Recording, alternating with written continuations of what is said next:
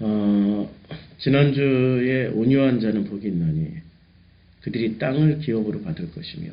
자, 땅을 기업으로 받았던 대표적인 구약 성경의 인물이 누구라고 그랬죠? 여호수아와 갈렙이 받았죠. 근데 그 중에 우리는 갈렙을 중심으로 해서 봤단 말이에요. 근데 그 여호수아, 예, 이거 켜졌어요. 예, 껐나? 확인해 볼게요. 됐어요. 여호수아와 갈렙의, 이제 제가 궁금한 게, 어렸을 때부터 궁금한 게 있었어요.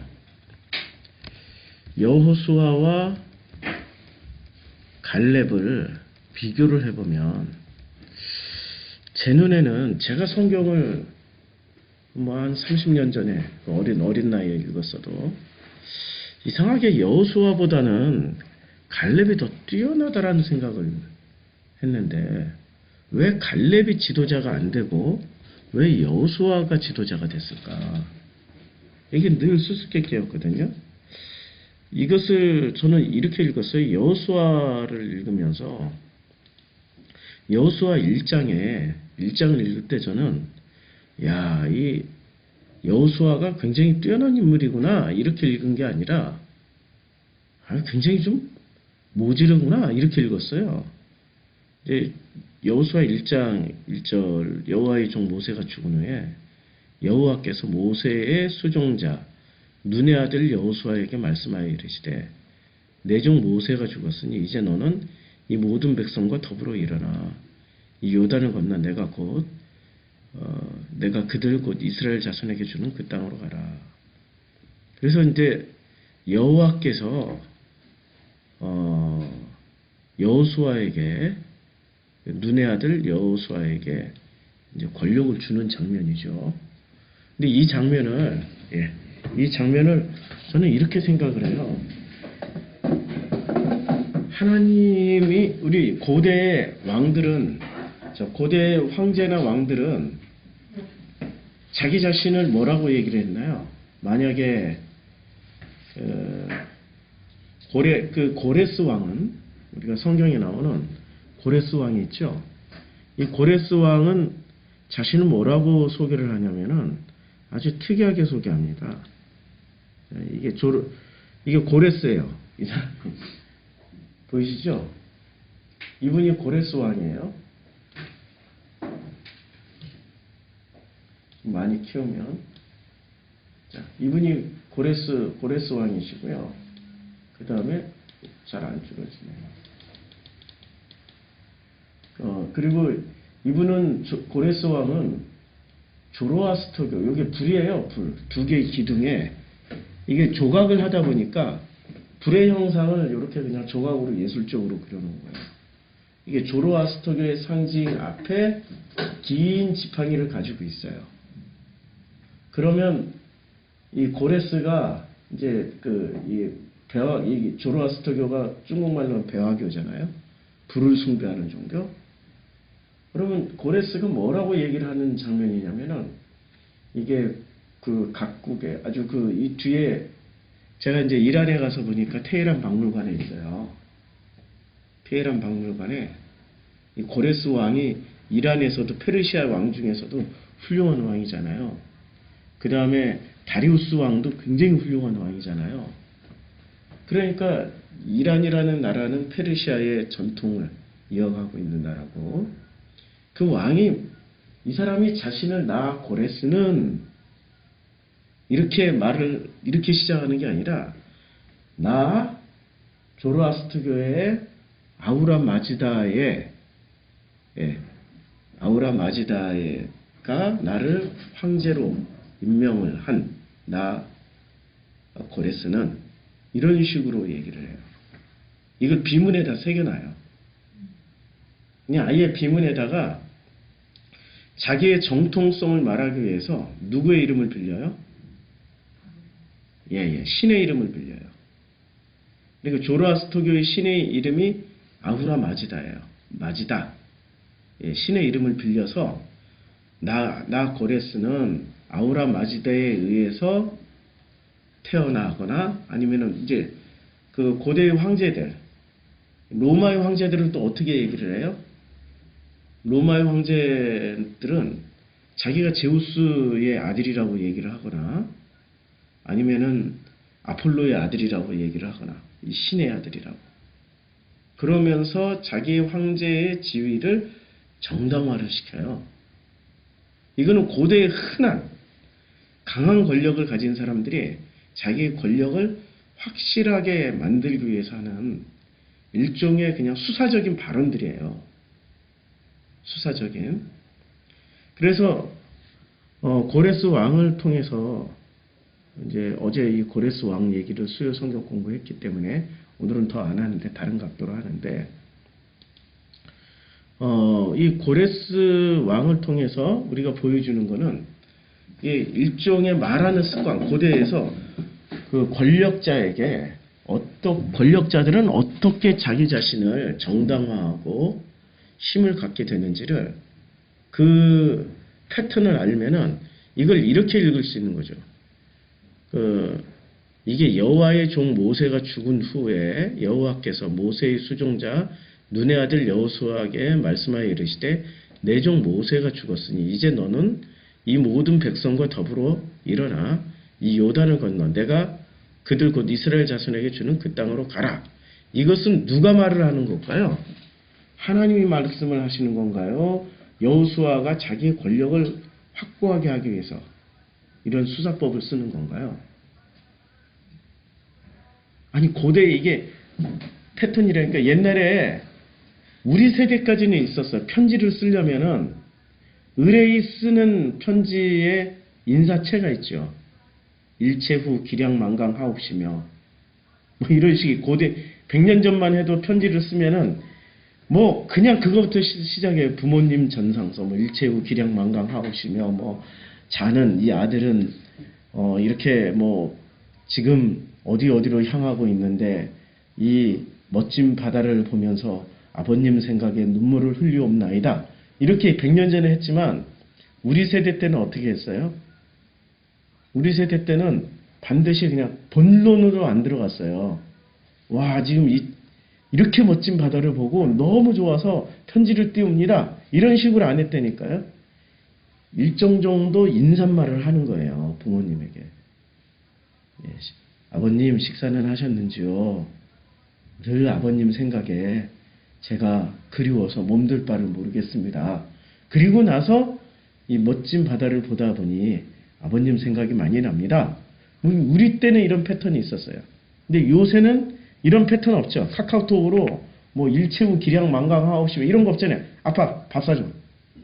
아니 본론부터 나오잖아요. 우리 때는 그런 패턴을 깨면은 어떻게 되죠? 편지를 읽으시는 분이 불편해하세요. 이 자식이 이거 버르장머리 없는 자식 아니야 이거? 이런 식으로 우리는 일정 정도의 패턴을 가지고 있단 말이에요. 말하는 그 패턴들이 있었단 말이에요. 고대에 이런 패턴들이 있었다고요. 고대에 있었던 패턴은 어떤 패턴이에요? 황제나 왕 혹은 지도자가 되면은 반드시 누구의 이름으로? 신의 이름으로. 지금 여호수아가 모세로부터 권력을 받았어요. 모세로부터 권력을 받았으면 이제는 이 하나님의 지금 하나님께 경배드리고 예배드리기 위해서 광야로 나온 사람들이잖아요. 그럼 누구의 이름으로 자기의 권력을 합법화하고 합리화시켜야 되죠? 예, 여호와의 이름으로. 여호와의 이름으로. 자, 이제 이런 뉘앙스로 성경을 읽으면은 제가 왜 여호수아가 권력 기반이 약했는지가 이해가 돼요. 자, 이제 내 평생에 너를 능히 대적할 자가 없으리니 내가 모세와 함께 있었던 것 같이 너와 함께 있을 것입니다. 내가 너를 떠나지 아니하며 버리지 아니하리니 강하고 담대하라. 너는 내가 그들의 강하고 담대하라. 저는 이 구절을 읽으면서 제가 여호수아를 굉장히 위대한 지도자로 생각했을까요? 아니면은 굉장히 권력 기반이 약한 사람으로 생각했을까요? 약하니까 계속 누구의 이름을 빌려요? 지금 MSG 교회에 누가 묻더라고. 왜 하필 MS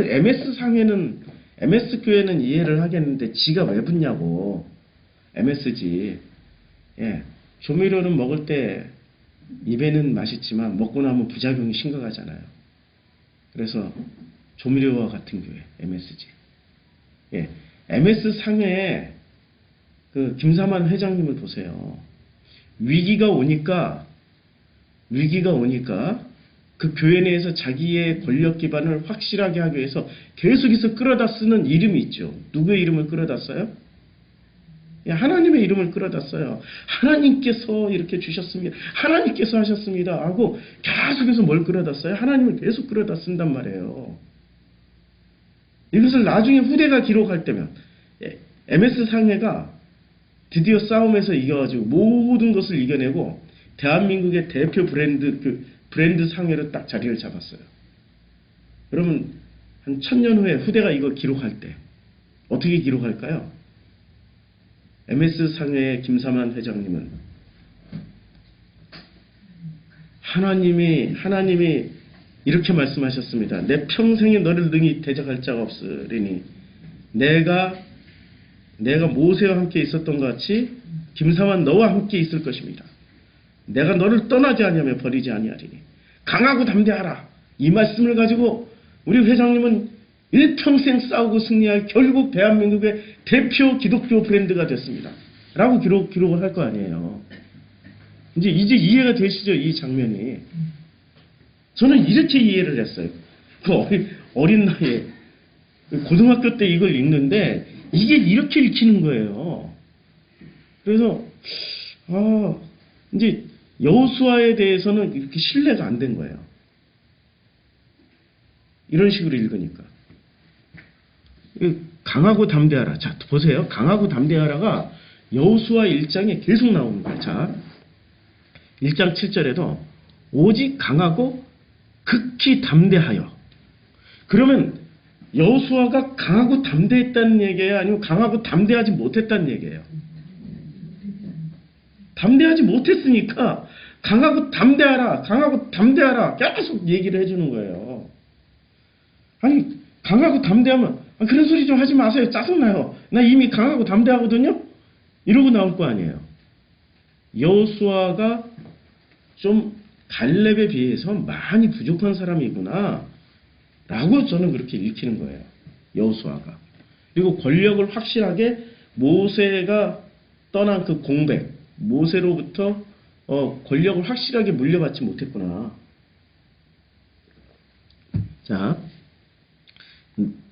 나의 종 모세가 내게 명령한 그 율법을 다 지켜 행하고 우로나 좌로나 치우치지 말라.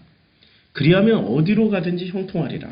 이걸 만약에 여호수아가 모세가 명령한 그 율법을 다 지킬 만한 사람이고 우로나 좌로나 치우치지 않을 사람이라면은 여기까지는 쓸 수 있죠. 나의 종 모세가 내게 명령한 그 율법을 다 지켜 행하고 우로나 좌로나 치우치지 말라. 딱 여기까지는 쓸 수 있죠. 근데 뒷구절을 하나 더 붙여놓은 거예요. 그리하면이 딱 붙는 거예요. 그리하면 어디로 가든지 형통하리니. 이거는 뭐를 주는 거예요? 채찍과 당근을 주는 거죠.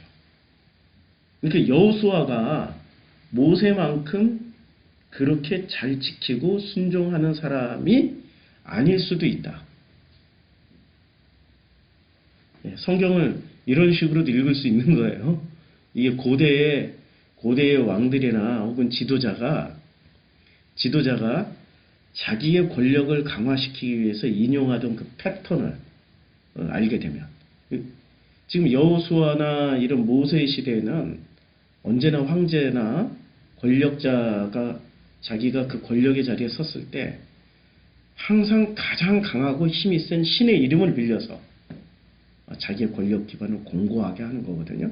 자, 그래서 또 이게 몇 번 반복되냐면 강하고 담대하라, 강하고 극히 담대하라, 내가 내게 명령한 것이 아니냐, 명령했어요. 여호와가 그리고 어떻게 해요? 강하고 담대하라. 거기다가 두려워하지 말며 놀라지 말라. 계속 이렇게 강하고 담대하라, 강하고 담대하라, 그러고 강하고 담대하고 두려워 말며 놀라지 말라. 이 정도까지 막 반복이 되면은, 저는 이제 생각이 성경 읽으면서 거꾸로 돌아가는 거야. 여호수아가 대단히 훌륭한 사람이구나로 읽는 게 아니라, 여호수아가 좀 많이 모자란 사람이구나. 내 자녀가 둘이 있어요. 여호수아와 갈렙이라는 자녀가, 아들이 둘이 있어요. 우리 아들 이름이 하나는 여호수아고 하나는 갈렙이야. 근데 갈렙이 얘는 뭐를 해도 잘해. 그냥 사막 한복판에 던져놔도 얘는 살을 내야. 얘는 어디다 갖다 놔도 얘는 잘 살아갈 애야. 근데 여호수아 얘는 어디다 갖다 놓든지 간에 걱정이 돼. 그런데 이 두 형제가 이제 세계 일주를 해야 되는 거예요. 그러면은 갈렙한테 말을 많이 할까요? 여호수아라는 좀 모질한 애한테 말을 많이 할까요? 갈렙한테 나 너 믿는다? 잘해? 이러고 끝나지만 여호수아라는 아들한테는 강하고 담대해야 돼. 극히 강하고 담대해야 돼. 혹시라도 네가 강하고 담대하고 혹시라도 어떤 사건과 사람들을 만날 때 놀라지 마. 두려워하지 마. 이 엄마가 아빠가 너희들을 위해서 뒤에서 이 통장 잔고 다 준비해 놓고 달러 다 준비해 놨어. 걱정하지 마. 이해가 되죠? 마음으로 읽으면은 이 장면이 지금 이해가 되는 장면이어야 되는 거죠. 이것을 교리로 읽으면은 어떻게 될까요? 교리로 읽으면 하나님 말씀하셨어. 와, 여호수아에게 하나님만 의지하고 오직 율법을 주야로 지키고 좌로나 우로나 흔들리지 않고 가면은 형통하게 해주신다고 그랬어. 이 말씀을 덥석 붙잡고 할렐루야 하면 이건 내 말씀이야. 이렇게 붙잡게 되는 거죠. 근데 이 뉘앙스를 느끼면서 읽어보라고요. 지금 이 백성들조차도 여호수아에 대해서 아닌데? 갈렙이 더 뛰어난데? 이러고 헷갈리고 있는 중이란 말이에요. 그러니까 여호수아가 자기의 권력을 확실하게 하기 위해서 역으로 이렇게 계속 이제 여기까지 9절까지 강하고 담대하라 두려워하지 말며 놀라지 말라 내가 어디로 가든지 내 하나님 여호와가 너와 함께 하느니라 하시니라.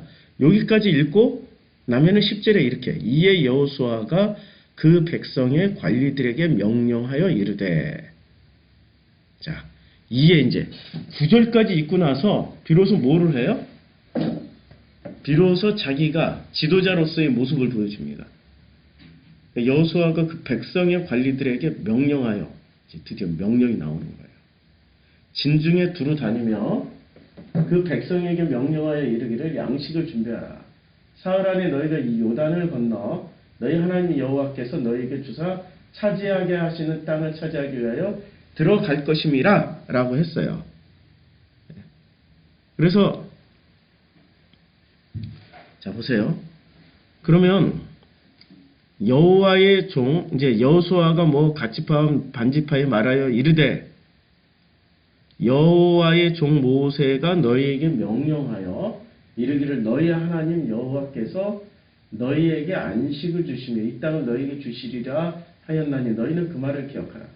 이 말을 자세히 읽어보면은 뭐가 느껴져요? 자기가 힘이 강하고 능력이 있으면은 여호와께서 주셔 이렇게 하면 되는데 누구를 인용을 해요? 그렇죠. 권력이 강한 거예요, 약한 거예요? 아직까지 모세가 가졌던 권력만큼 가지지 못했으니까 모세를 인용해서 하는 거예요. 모세를. 우리도 말 습관이 그렇잖아요. 그냥 우리 이제 애들끼리 서로 놀이를 하다가도 야, 너 이거 해. 너 이거 하라니까? 강한 애는 이렇게 얘기를 해요. 근데 약한 애는 선생님이 그러는데 너 이거 하라고 그랬어. 선생님이 그러는데 너 이거 하라고 그랬어. 선생님이 하라고 그랬다니까? 이해가 되죠? 지금 여호수아가 딱 그 장면이에요. 므낫세 르우벤 지파와 갓 지파와 므낫세 반 지파에게 이렇게 말을 하면 되는 거예요. 여호와의 명령이야, 말씀이야. 이 땅을 너에게 주시리라 하였어. 너는 그 말을 기억하고 건너가 하면 되잖아요. 근데 누구를 인용해요? 모세가 너에게 명령을 하여, 모세가 너에게 명령했잖아. 선생님이 말하는데 너 이거 하라고 그랬어. 좀 보자면요. 모세가 말을 했잖아. 그러니까 모세의 말대로 너희가 건너가야 되잖아. 그러니까 여호수아 1장을 읽으면서 저는 이렇게 읽었단 말이에요. 이렇게 읽고 나니까 이제 궁금증이 생기는 거야. 아니 왜 뛰어난 갈렙이 지도자가 되지 못했고 왜 여호수아가 지도자가 됐을까? 왜? 그는 지난주에 말씀드렸죠. 갈렙이라는 이름 자체가 어떤 의미를 가지고 있는데 그 의미가 무슨 뜻이죠? 갈렙이? 예, 개. 우리 여기서 갈렙이 몇 장 몇 절에서 나오더라? 예. 다시 이걸 싹 다 바꿔놔 버렸더니 사사기에 나오네. 예, 사사기에 자 사사기를 읽어보면은 이제 여호수아가 지나고 난 다음에 이제 사사기 이게 지금 신명기 사사기 자 여호수아가 죽은 후에 자 보세요. 이제 여호수아가 죽었어요. 여호수아가 죽었어요. 이제 여호수아가 죽은 후에 권력이 누군가에게로 넘어가야 된단 말이에요. 이제 가나안 땅에 들어갔고, 예, 사사기는 여호수아 다음에 사사기란 말이에요. 그러면 여호수아 때 가나안 정복 전쟁이 있었어요. 가나안에 들어갈 이후. 그 다음에 여리고성 함락 작전도 있었고, 아이성도 함락시키고, 곳곳에 각 지파별로 땅을 차지하는 정복 전쟁이 있었단 말이에요. 근데 정복 전쟁은 이제 얼추 이제 대충 마무리가 돼가는 거예요. 근데 여호수아가 죽은 후에 이스라엘 자손이 여호와께 여쭈어 이르되 우리 가운데 누가 먼저 올라가서 가나안 족속과 싸우리까? 그러니까 여호와께서 이르시되 유다가 올라갈지니라. 보라 내가 이 땅을 그의 손에 넘겨줘. 이게 지금 우리는 이걸 읽을 때마다 여호와께서 말씀하시면 야 이렇게 예언을 하셨으니까 예언대로 우리가 따라가야지? 이렇게 읽으면 안 돼요. 이게 고대에 이런 그러니까 권력을 주기 위해서는 힘을 실어주기 위해서는 어떻게 해요? 여호와께서 말씀하시기를 아우라 마지다가 말씀하시기를 제우스가 말씀하시기를 아폴로가 말씀하시기를 해야 뭐가 돼요? 예, 그래야 정통성이 있게 되는 거예요. 정통성. 그래서 유다가 올라갈지니라 유다가 그의 형제 시몬에게 이르되 내가 제비 뽑아 얻은 땅에 나와 함께 올라가서 가나안 족속과 싸우자. 그리하면 나도 내가 제비 뽑아 얻은 땅에 함께 가리라. 이에 시몬이 그와 함께 가요. 자 이제 유다가 올라가며 여호와께서 가나안 족속과 브리스 족속을 그들의 손에 넘겨주시니 그들이 베색에서 만 명을 죽이고 자 정말 신기한 장면이에요. 이거 여기까지 읽을 때 아무 생각 없이 읽으셨죠? 유다가 어디 있고 시므온이 어디 있어요 지금? 유다와 시므온이 몇 년 전 사람이에요? 유다와 시므온이 몇 년 전 사람이냐고요? 유다는 예 누구의 아들이죠? 야곱의 아들이죠? 그러면 출애굽할 때 지금 몇 년이에요? 야곱으로부터 시작해서 아브라함으로부터 시작해서 430년 지난 후에 그럼 이 40년 지났단 말이에요. 광야 40년 지나고 이제 가나안 정복 전쟁 얼추 마무리됐으니까 최소한 몇 년 전 이야기예요? 예, 거의 뭐 400~500년 거의 500년 가까이. 그럼 유다라는 이름 유다와 시므온은 거의 500년 전에 존재했던 사람이에요. 거의. 그런데 왜 여기가 여호수아가 죽은 후에 유다가 올라가, 시므온이 올라가. 그럼 유다와 시므온이 살아서 마치 유다와 시므온이 있는 것처럼 500년 전에 그 존재가 이런 말인가요? 아니면 유다 지파와 시므온 지파라고 지금 말씀하시는 건가요? 그치요? 근데 유다 지파와 시므온 지파 이렇게 안 하고 어떻게 했어요? 유다가 그의 형제 시므온에게. 그치요? 그러니까 성경을 읽을 때 우리가 아무 생각 없이 읽으면은 성경에서 뭐만 찾게 되냐면 신비주의만 찾아요. 보라고 여호와가 말씀하셨잖아. 여호와께서 여호수아를 지도자로 임명하셨잖아.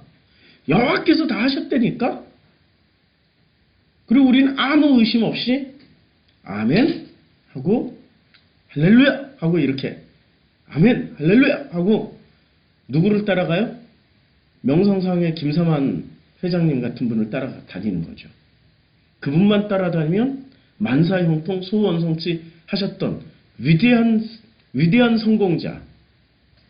성공자를 따라다니면 나도 떨어지는 콩고물 받아서 잘 먹고 잘 살 것 같아서 그 어떤 불합리한 일이 있을지라도 그 어떠한 이 말도 안 되는 일이 끊임없이 벌어질지라도 나는 괜찮아. 왜냐하면 저분은 성공한 분이시고 저렇게 훌륭한 분을 따라다니다 보면 나에게 떨어지는 콩고물도 있을 거야. 원래 그 큰 나무 밑에서 작은 나무 못 자라지만 큰 사람 밑에서는 사람이 살 수 있는 거야. 뭐 이러고 큰 언덕 밑에는 비빌 것이 많아. 기댈 것이 많아. 이러고 따라다니는 사람들이 생겨나는 거죠. 우리는 성경을 가지고 있는 성서의 종교인이지 이거 관습을 따라다니는 장로들의 유전과 전통을 따라 신앙생활하는 사람들이 아니란 얘기예요. 우리는 성서를 읽고 성서를 통해서 그 성서의 내용이 합리적이고 옳기 때문에 이 성서를 하나의 책이지만 이 성서를 나의 경전으로 받아들일 거야. 그래서 이 성서는 나에게 성경이 되는 거야. 이렇게 받아들이는 사람들이 기독교인이어야 되는 거죠. 그래서 성서를 읽고 그 성서를 통해서 성경으로 신앙 고백할 수 있는 사람들이 우리여야 되는데 우리는 성경을 읽을 때 어떻게 읽어요? 성서를 읽을 때 무조건 아멘으로 읽어버려요. 여호와께서 말씀하셨다. 그러면 우리는 또 게다가 덧칠까지. 유대인들은 엘로힘이란 단어를 이렇게 못 읽어요. 엘로힘이란 단어가 나오거나 여호와라는 단어가 나오면 그들은 그것을 못 읽고 뭐로 읽어요? 아도나이로 읽어요. 아니 글씨는 분명히 엘로힘 여호와로 나와 있어요.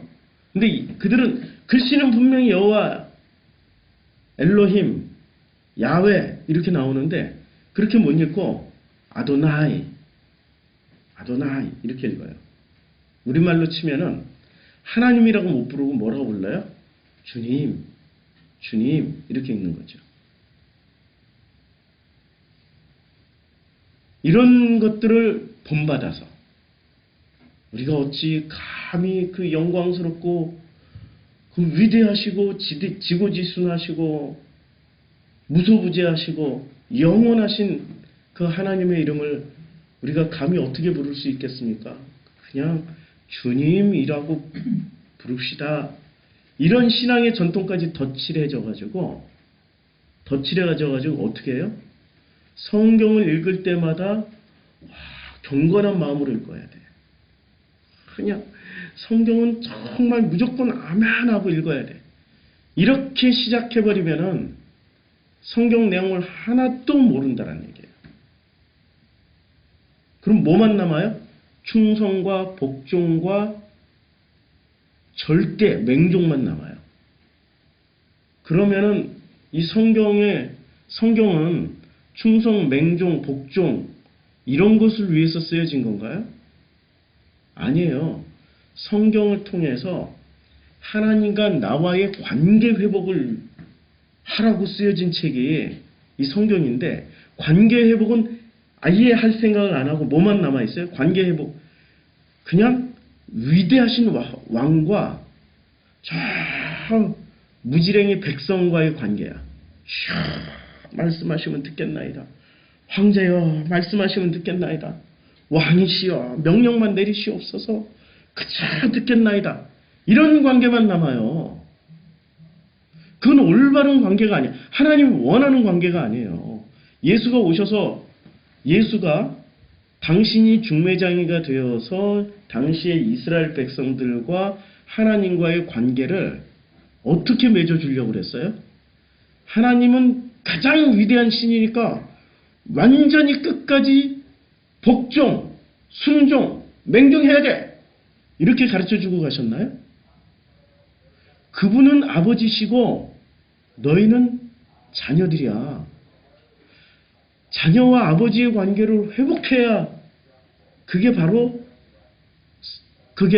구약성경 내내 쓰여진 내용이야. 이러고 가신 거죠? 관계 회복을 시켜주러 오신 분이시란 말이에요. 그런데 이 회장님들은 어떻게 이 성경 내용을 어떻게 해석을 해주세요? 성경에는 이 신비주의 몇 개. 이거 봐. 여호와가 말씀하셨잖아. 이야 몇백 년 전에 이 놀라운 예언을 하셨다고.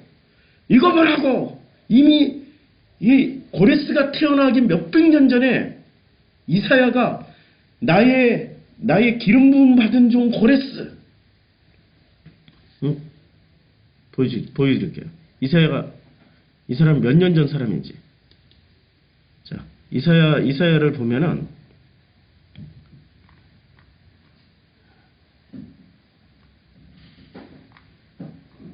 아이고 짧은 시간 안에 글 엄청 많이 올라왔네.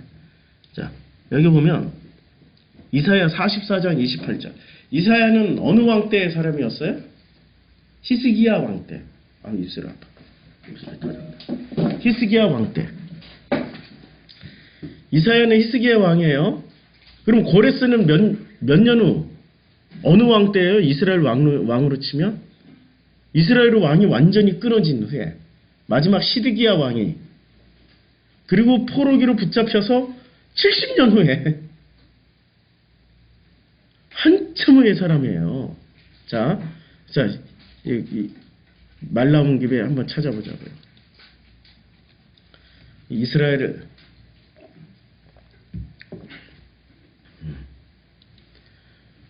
남유다 왕의 족보 딱 나오죠. 남유다 왕의 족보에 관련된 이미지. 요새 공부하기 너무 좋아요. 왜냐면 그냥 구글이 다 찾아줘요. 구글이.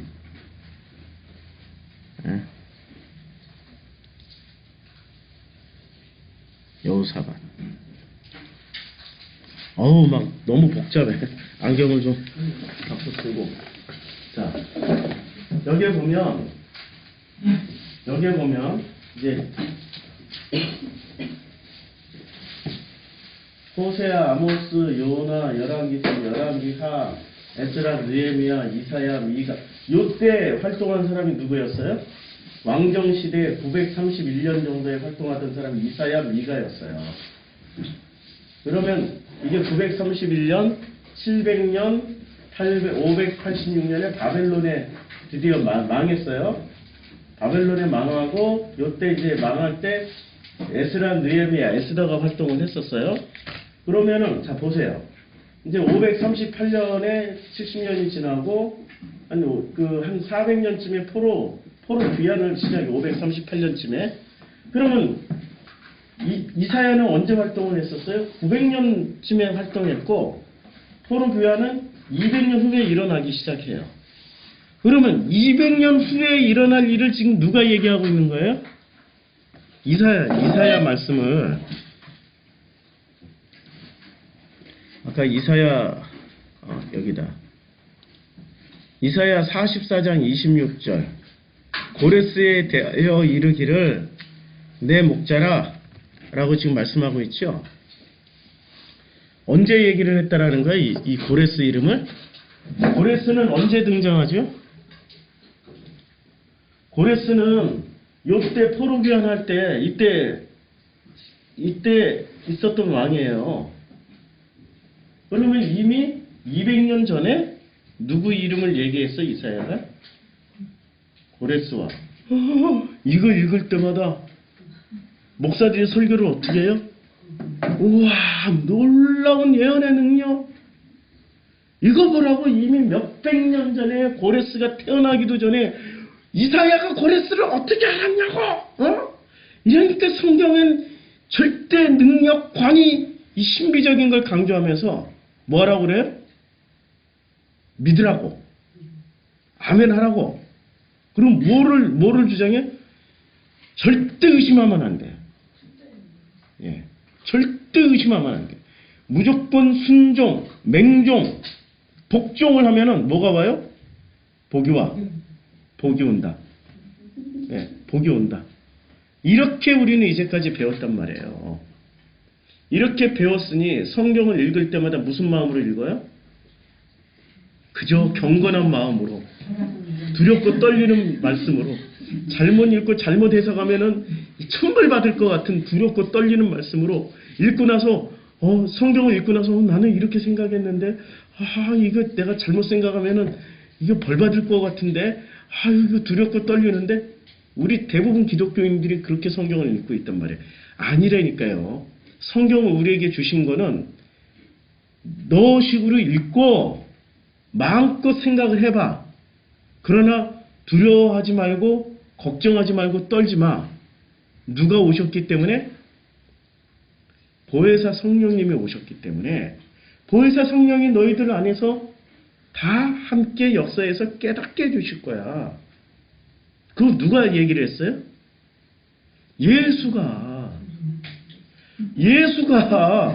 아니 왜 예수의 말씀을 안 믿고 왜 회장님 말씀만 믿냐고.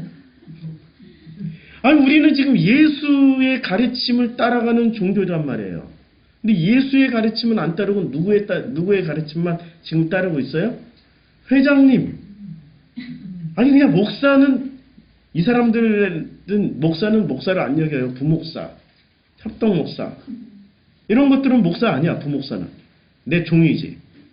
나에게 진짜 목사는 회장님, 당회장님. 당회장님은 진짜 목사야. 부목사 신방 오더라도 부목사 오니까 뭐 감사한 거 뭐 신방비 뭐 이렇게 한 5만 원 해야지, 뭐 10만 원 해야지. 회장님이 뜨셨다. 일단 빚을 내놔. 우리 회장님이 우리 집에 이 수만 명의 성도들 중에 우리 가정에 신방을 오셨더니 감개무량 감격. 그래서 비서실에서 연락가. 우리 회장님이 가시면 안수기도 해줄 텐데 안수기도 줄을 쫙 서 있는데 안수기도 한번 받으려면 2년 3년 예약이 돼 있거든. 그리고 신방 가신다는 속성반으로 해주신다는 거니까 자녀가 문제 있지? 자녀가 좀 문제가 많지. 그러면 한 2천만 원 봉투 넣어놓으라고. 그게 어느 회장님 얘기예요? 순복음 회장님. 잘 아시네. 순복음 회장님 얘기야. 진짜 그래요? 이게 1초 500만 원, 10초 1000만 원, 30초 2천만 원. 기도 한 번도 안 받아봤어. 우리 초기에 우리 순복음 상회 출신 성도님들이 계셨어요. 아들이 ADHL 증후군이었어요. 그래서 ADHL 증후군이어서 그 아들의 병을 고치기 위해서 회장님 안수를 받으려고 안수 한번 받으면 꼭 나을 것 같은 믿음이 생겨가지고 그래서 안수를 받으려고 딱 줄을 서봤더니 2년이 걸린대. 비서실에서 연락이 왔대. 속성반으로 다 건너뛰어서 해줄 테니까 1000만 원을 봉투에 넣으라고. 정집사 사정도 다 알고 그러니까 어려우니까 1000만 원만 넣어놓으라고. 그래서 받았대요.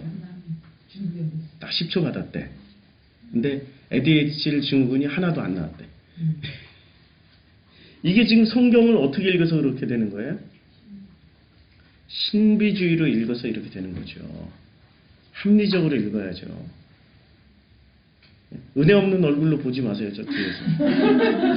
지금 이름 거론했다고 벌써. 어제부터 은혜 없이 저를 쳐다봐가지고 오늘 아침에도 계속 제가 따라다니면서 엄마 아버지. 배우자는 왜 배우자면은 옆에 사람에게 배우자.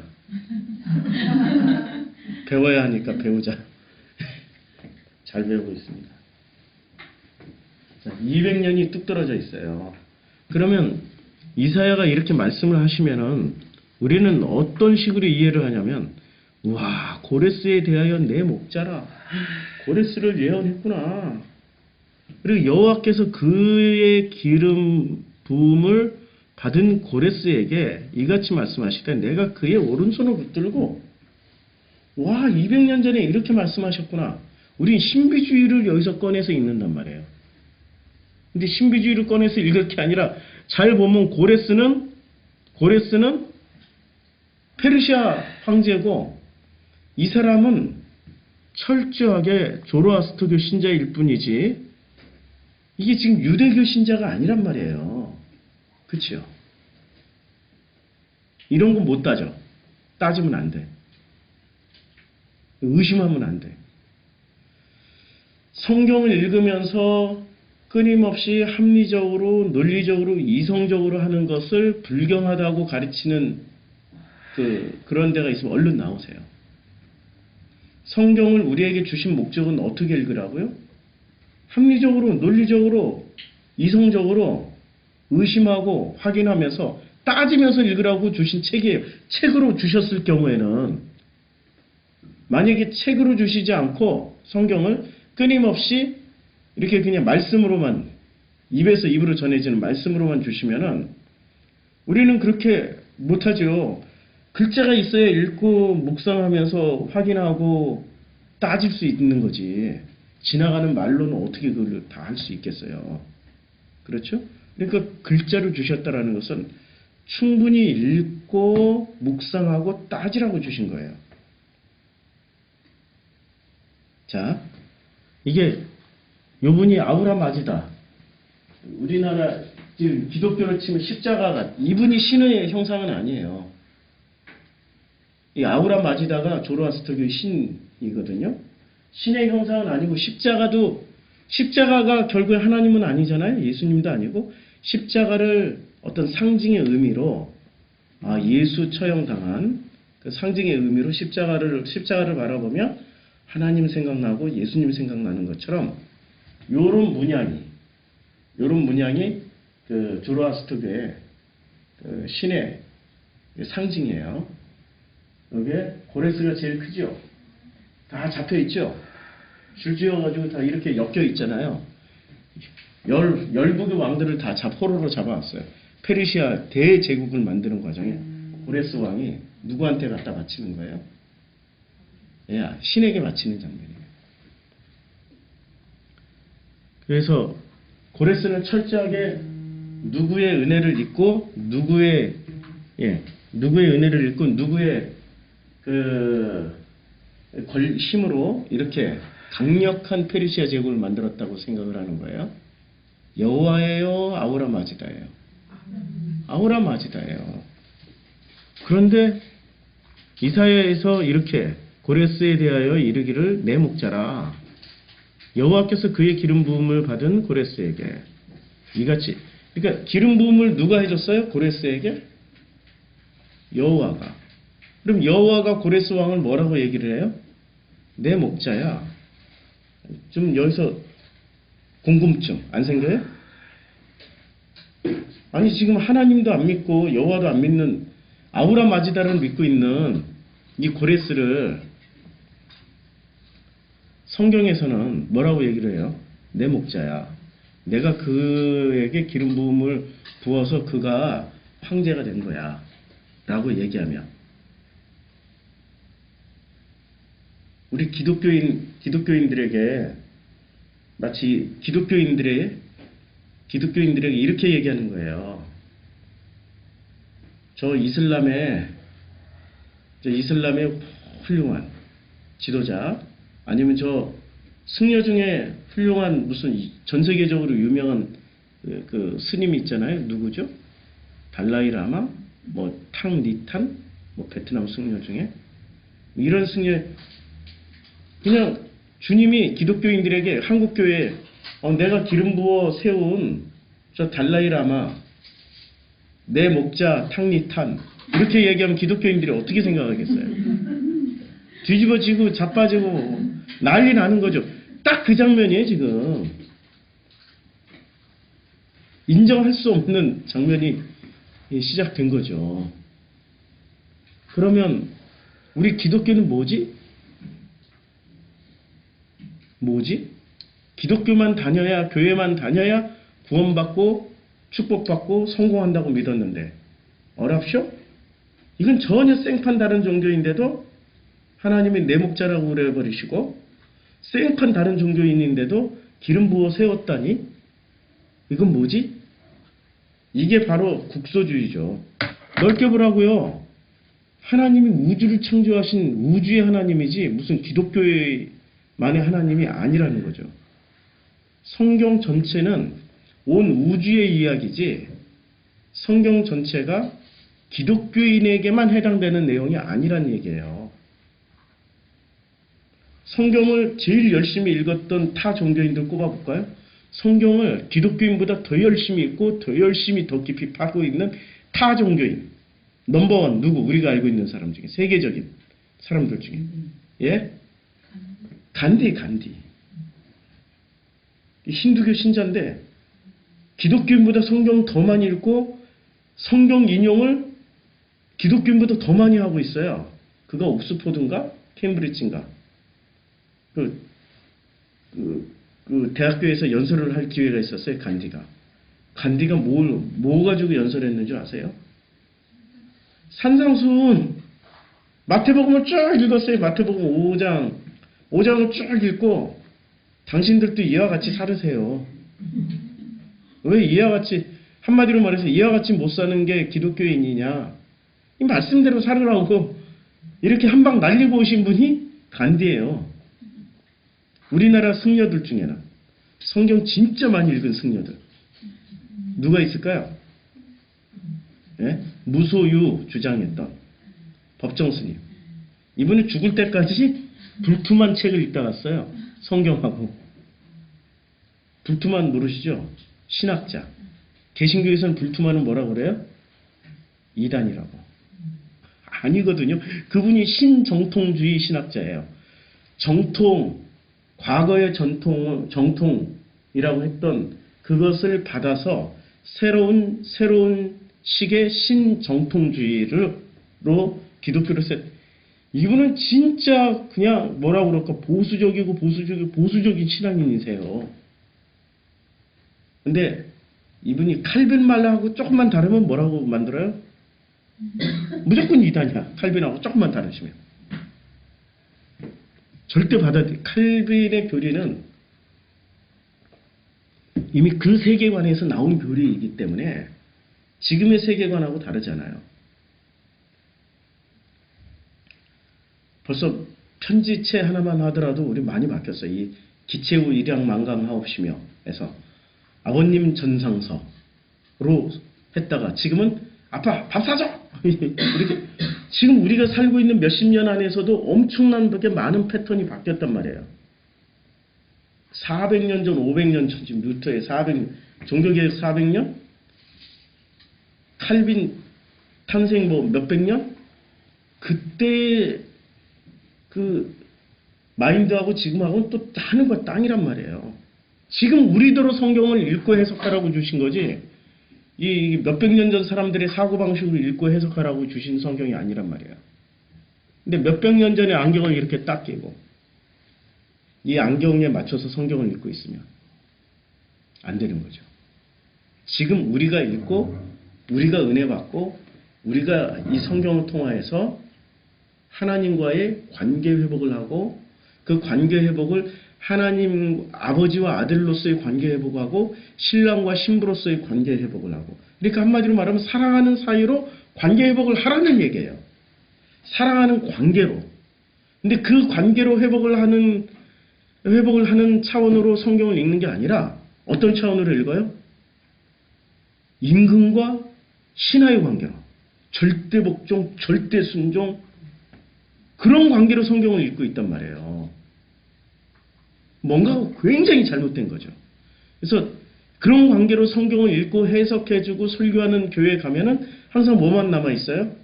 조건이 딱 있어. 충성하면 뭘 줘? 충성하면 축복을 줘. 그 다음에 충성하면 또 뭘 줘? 구원을 선물로 줄까? 뭐 이러고. 자, 마치 누가 가지고 있는 것처럼? 회장님들이 가지고 있는 것처럼. 우리는 그냥 성공한 분 따라다니다 보면 축복 받을 거야 하고 그런 식으로 성경을 읽고 있단 말이에요. 아니고요. 자, 내 목자 여호와의 기름 부음을 받은 고레스 이렇게 얘기를 했을 때는 뭔가가 있다라는 거예요. 우리가 아직 수준이 안 돼서 이건 건너뛰고, 자, 이제 사사기 1장으로 건너가면은 사사기 1장 우리 산상수훈 지금 의를 위하여 산상수훈 이거 공부하면서 지금 여기 가는 거예요. 그 의에 줄이고 목마른 자는 복이 있다. 아니 땅을 기업으로 받을 것이며. 아까 여기 땅을 기업으로 받을 것이며. 땅을 기업으로 받는다. 그럼 땅을 기업으로 받았던 사람 중에 대표적으로 누가 있었어요? 여호수아와 갈렙이 있었고, 그 여호수아와 갈렙 이야기를 지금 하다가 사사기까지 넘어왔어요. 자, 사사기에 이제 읽다 보니까 좀 이상하죠? 예. 유다, 시므온은 이미 몇 년 전 사람이에요? 이미 400~500년 전 사람이에요. 가나안 땅 들어가기 전에 400~500년 전 사람인데 이 사람들 이름으로 얘기를 하는 거예요. 자, 이제 쭉 건너뛰고 그 유다 자손이 이제 비로소 뭐가 나와요? 유다 자손이 이제 나오는 거야. 유다 자손이 유다와 시므온이 들어갔지만, 그럼 유다와 시므온이 들어간 게 아니라 유다 지파와 시므온 지파가 들어간 거죠. 그래서 남쪽 예루살렘에서는 두 부족이 살아요. 북이스라엘의 북쪽에서는 10지파가 살지만 남쪽에서는 2개의 지파가 살아요. 어떤 지파가 살죠? 예, 유다 지파하고 시므온 지파가 예루살렘 쪽에서 남쪽에서 살아요. 예루살렘에서. 자, 그러면 유다 자손이 예루살렘을 쳐서 점령하여 칼날로 치고 그 성을 불살랐으며, 그 후에 유다 자손이 내려가서 산지와 남방과 평지에 거주하는 가나안 족속과 싸웠고, 또 유다가 가서 헤브론에 거주하는 가나안 족속을 쳐서 세세와 아히만과 달메를 죽였더라. 헤브론의 본 이름은 기랏 야르바였더라. 거기서 나아가서 드빌의 주민들을 쳤으니 드빌의 본 이름은 기랏 세벨이라. 갈렙이 말하기를. 이제 드디어 누가 나와요? 갈렙이 나오는 거예요. 지금 사사기가 시작됐는데 사사기의 시작 내용에 등장하는 인물이 누가 등장합니까? 유다 자손과 시므온 자손이 나오는데 이 시므온 자손은 슬쩍 사라지고 주로 누가 전쟁을 해서 승리를 해요? 유다 자손들이 전쟁을 하는데 그 유다 자손을 이끄는 지도자가 누구였어요? 겟동이 갈렙이었어. 겟동이. 드디어 갈렙이 등장을 하는 거예요. 갈렙이 드디어 지도자로서 등장을 하는 거예요. 사사기 시작할 때. 여호수아 시작할 때는 여호수아가 지도자로 등장하는데 살짝 좀 삐리하게 등장을 하는 거죠. 그러니까 두려워하지 마라. 강하고 담대해라. 담대하고 두려워하지 마라. 내가 너와 함께 있다. 여호수아야, 두려워하지 마. 응? 힘들면은 얘기해. 내가 여기 이 엄마 아빠가 다 준비해놨으니까. 이해가 되죠? 여호수아 시작 때는. 근데 지금 사사기의 첫 시작을 놀랍게도 누구로 시작을 하고 있어요?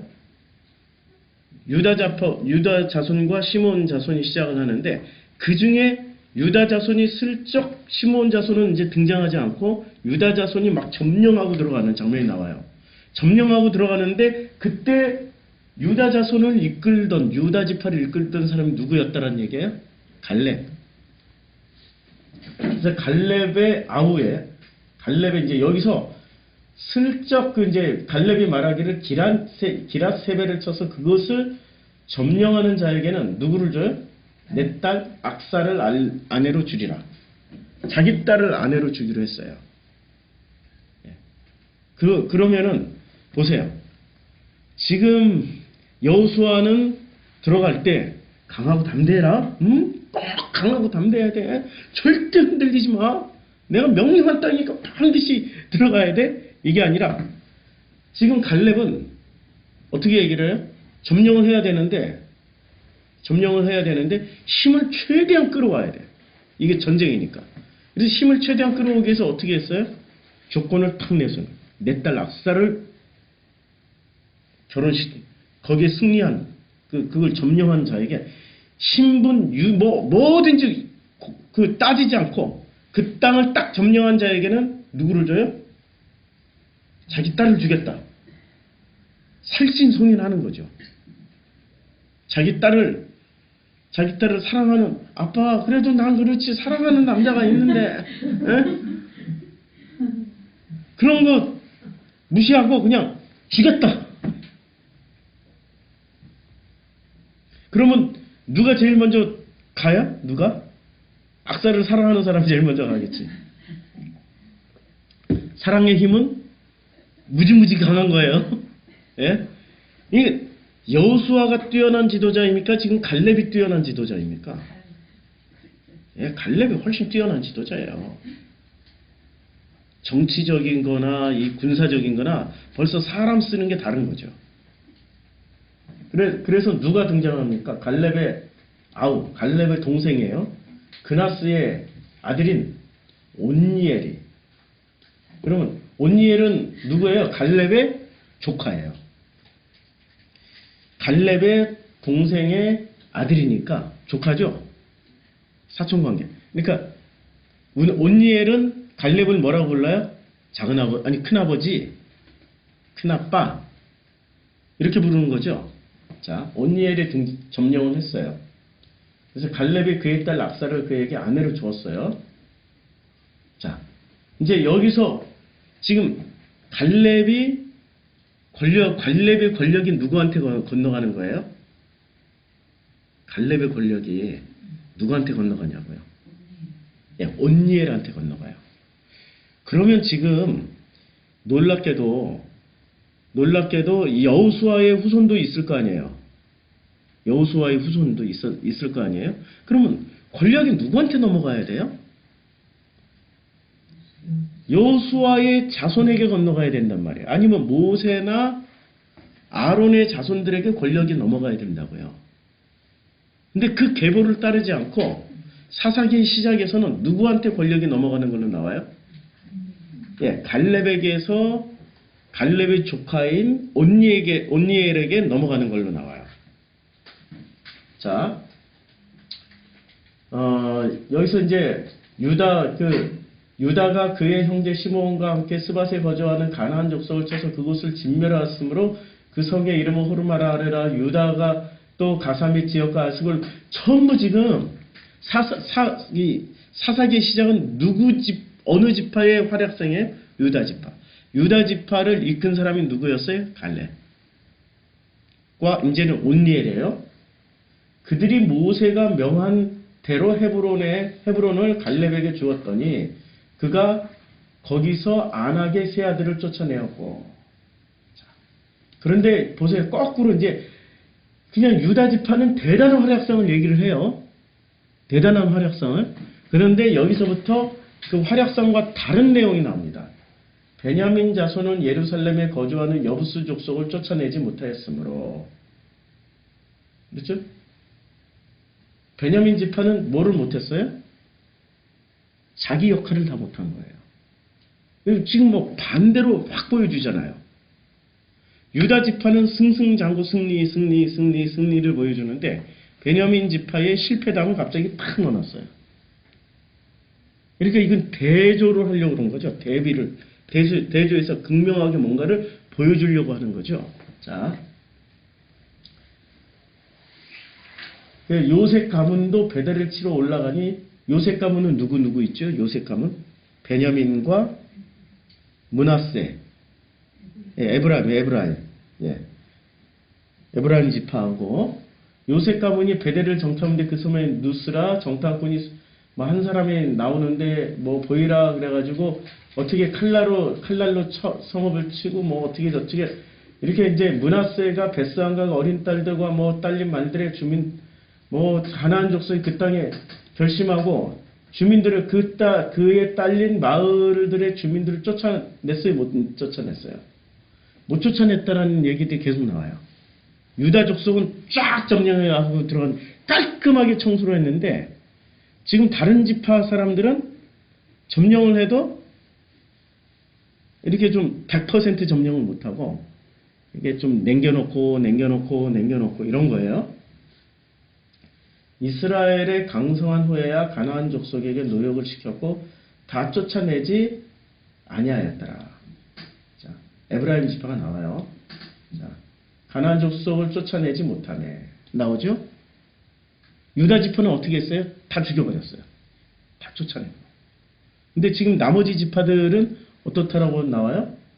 못했단 얘기야, 못했단 얘기야. 아셀 족속이 그 땅의 주민 가나안 족속 가운데 거주하였으니 이는 그들을 쫓아내지 못하였더라. 그리고 이들은 이제 계속 이제 쫓아내지 못하고 2장에 가서 어떤 일들이 벌어지냐면, 자, 이제 2장에 올라가면은 종의 여호와의 종 눈의 아들 여호수아가 110세에 죽었어요. 110세에 죽으니 어떤 일이 벌어집니까? 무리가 그의 기업의 경내 에브라임 산지 가스산 북쪽 딥낫 헤레스에 장사를 하였어요. 그리고 그 세대의 사람들도, 그러니까 여호수아와 갈렙의 세대 사람이죠. 사람들이 다 어떻게 됐어요? 다 그 조상들에게 돌아가고. 잘 보세요. 천국 갔다라고 얘기를 해요. 조상들에게 돌아갔다고. 이런 구절 하나하나를 잘 보라고요. 성경을 그냥 읽지 마시고 천국 갔다고 얘기해요. 조상에게 돌아갔다고 그래요. 그리고 예수가 또 비유로 말씀하신 그 거지 나사로가 누구의 품에 안겨 있어요? 조상의 품에 안겨 있단 말이에요. 조상을 히브리어로 다시 말하면 아빠예요. 아버지에게로 돌아가는 거예요. 아버지에게로. 우리는 죽으면 어디로 가요? 예, 조상에게 돌아가는 거예요. 아니, 우리는 족보가 다른데요? 갈렙을 통해서 지금 얘기를 해주잖아요. 그 땅을 지금 차지하는 얘기를 하는 거예요. 땅을 기업으로 받을 것이다. 땅을 기업으로 받은 사람들은 누구의 품으로 가요? 아버지의 품으로, 조상의 품으로. 근데 우리는 이스라엘 사람이 아닌데요? 개똥이도 유다 지파의 지도자가 됐고 그가 땅을 점령했고 땅을 차지했단 말이에요. 우리들은 뭐예요? 우린 개똥이보다 낫잖아 좀. 예? 지금 갈렙은 정통 유대 출신이 아니고 그나스 부족의 그 가나안 부족 중에 한 부족 중에 그 부족의 출신이었고 그가 홍해를 건너온 자가 된 거예요. 히브리가 된 거예요. 그래서 족보를 만들 때 넌 어디서 너는 어느 지파 할 때 그냥 이렇게 가다 보니까 뭐 자세한 설명이 없으니까 이건 소설이에요. 근데 자세한 설명이 없으니까 그냥 너는 가나안 족속이고 네가 차지할 땅이 여기면 넌 그냥 유다 지파로 들어가. 여기를 제일 잘하니까 네가 이제 어차피 유다 지파에 소속돼 가지고 그 땅에 전쟁을 해서 차지해야 될 거니까 너 유다 지파 들어가. 그래서 갈렙이 유다 지파 들어갔고 유다 지파에 들어가서 정탐꾼까지 돼 가지고 유다 지파를 대표해서 정탐꾼이 돼서 갔더니 야, 저기들은 우리의 밥이야 했는데 나머지 10명은 아니 우리는 메뚜기예요. 저들은 거인이에요. 우리는 메뚜기와 같아요. 그래서 하나님이 38년을 가데스 바네에서 다시 돌려가지고 다시 돌릴 때 이 여호수아와 갈렙은 죽지 않고 살아남아서 나머지 광야에서 태어난 2세대들을 이끌고 가나안 땅에 들어가는 일을 해요. 들어가는 일을 하는데 여호수아서를 통해서 여호수아의 활약상이 엄청나게 나와요. 갈렙은 안 나와. 여호수아에서 철저하게 안 나와. 근데 갈렙이 언제 등장하냐면 사사기, 여호수아가 끝나고 사사기에 딱 하고 등장해요. 딱 하고 등장하는데 그가 어느 순간에 보니까 유다 지파를 이끄는 지도자가 됐어요.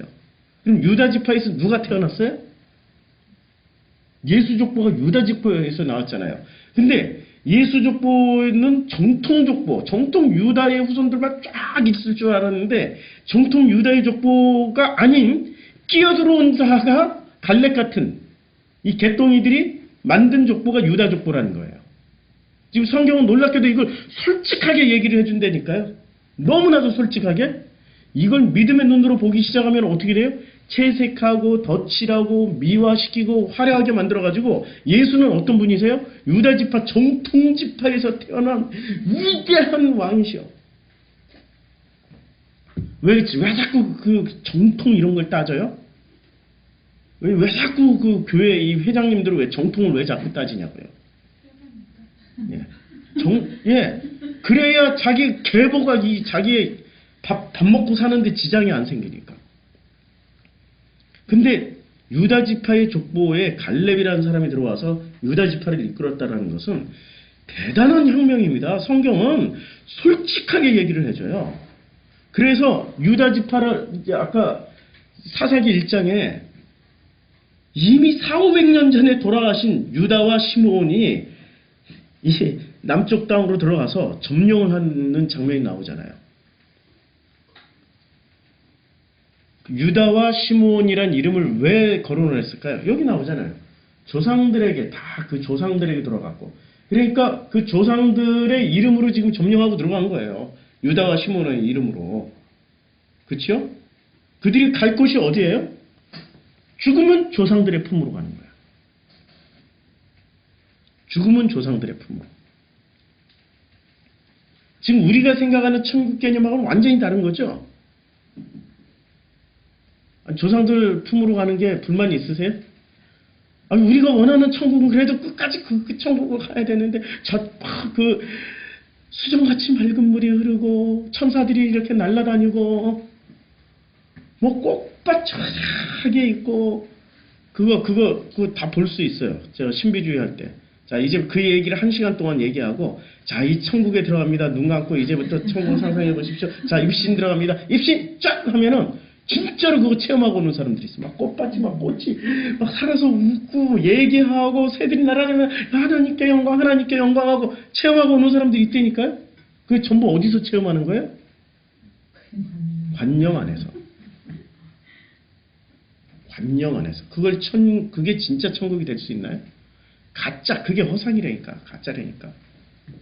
그런데 가면은 내 관념은 만족시켜주니까 나는 좋아.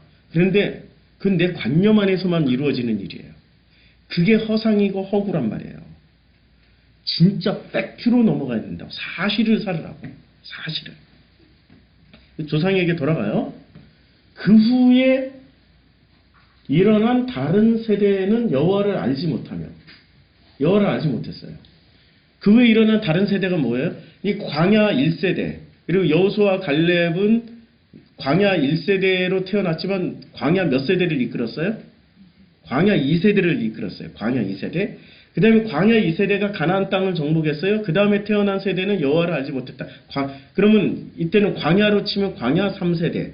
그리고 가나안 1세대. 이해하시죠? 광야 3세대이지만 가나안 땅에 들어가서 최초의 사람들이 광야 1세대. 이 광야 1세대, 아니 광야 3세대, 가나안 1세대는 뭐를 몰랐어요? 네, 여호와를 알지 못했어요.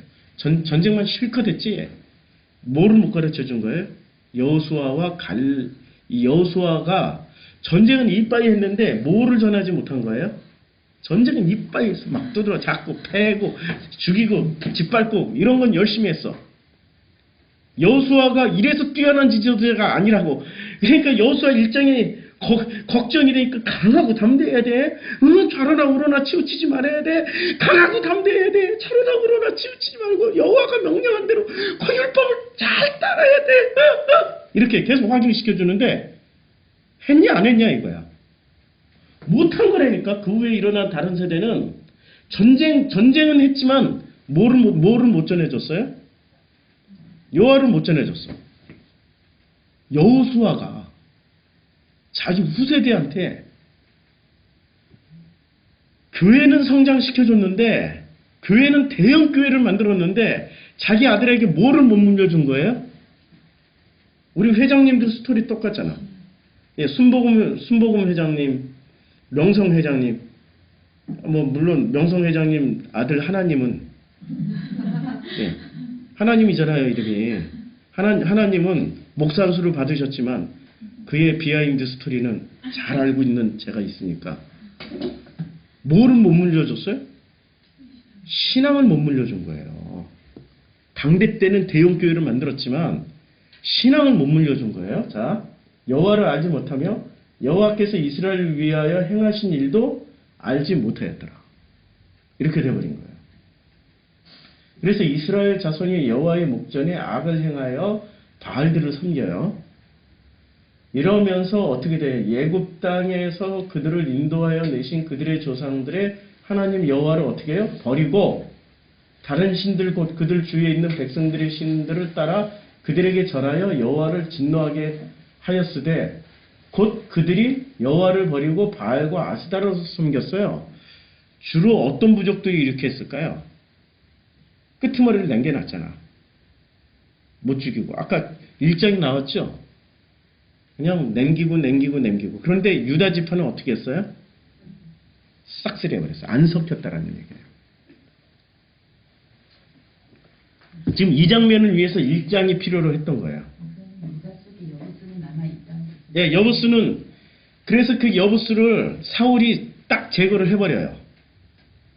그러면 사울이 딱 제거했을 때 하나님께서 기뻐하셔가지고, 야, 드디어 너 참 잘했구나, 사울아. 했겠어요? 그게 어디서 나타나요? 그것이 화가 돼서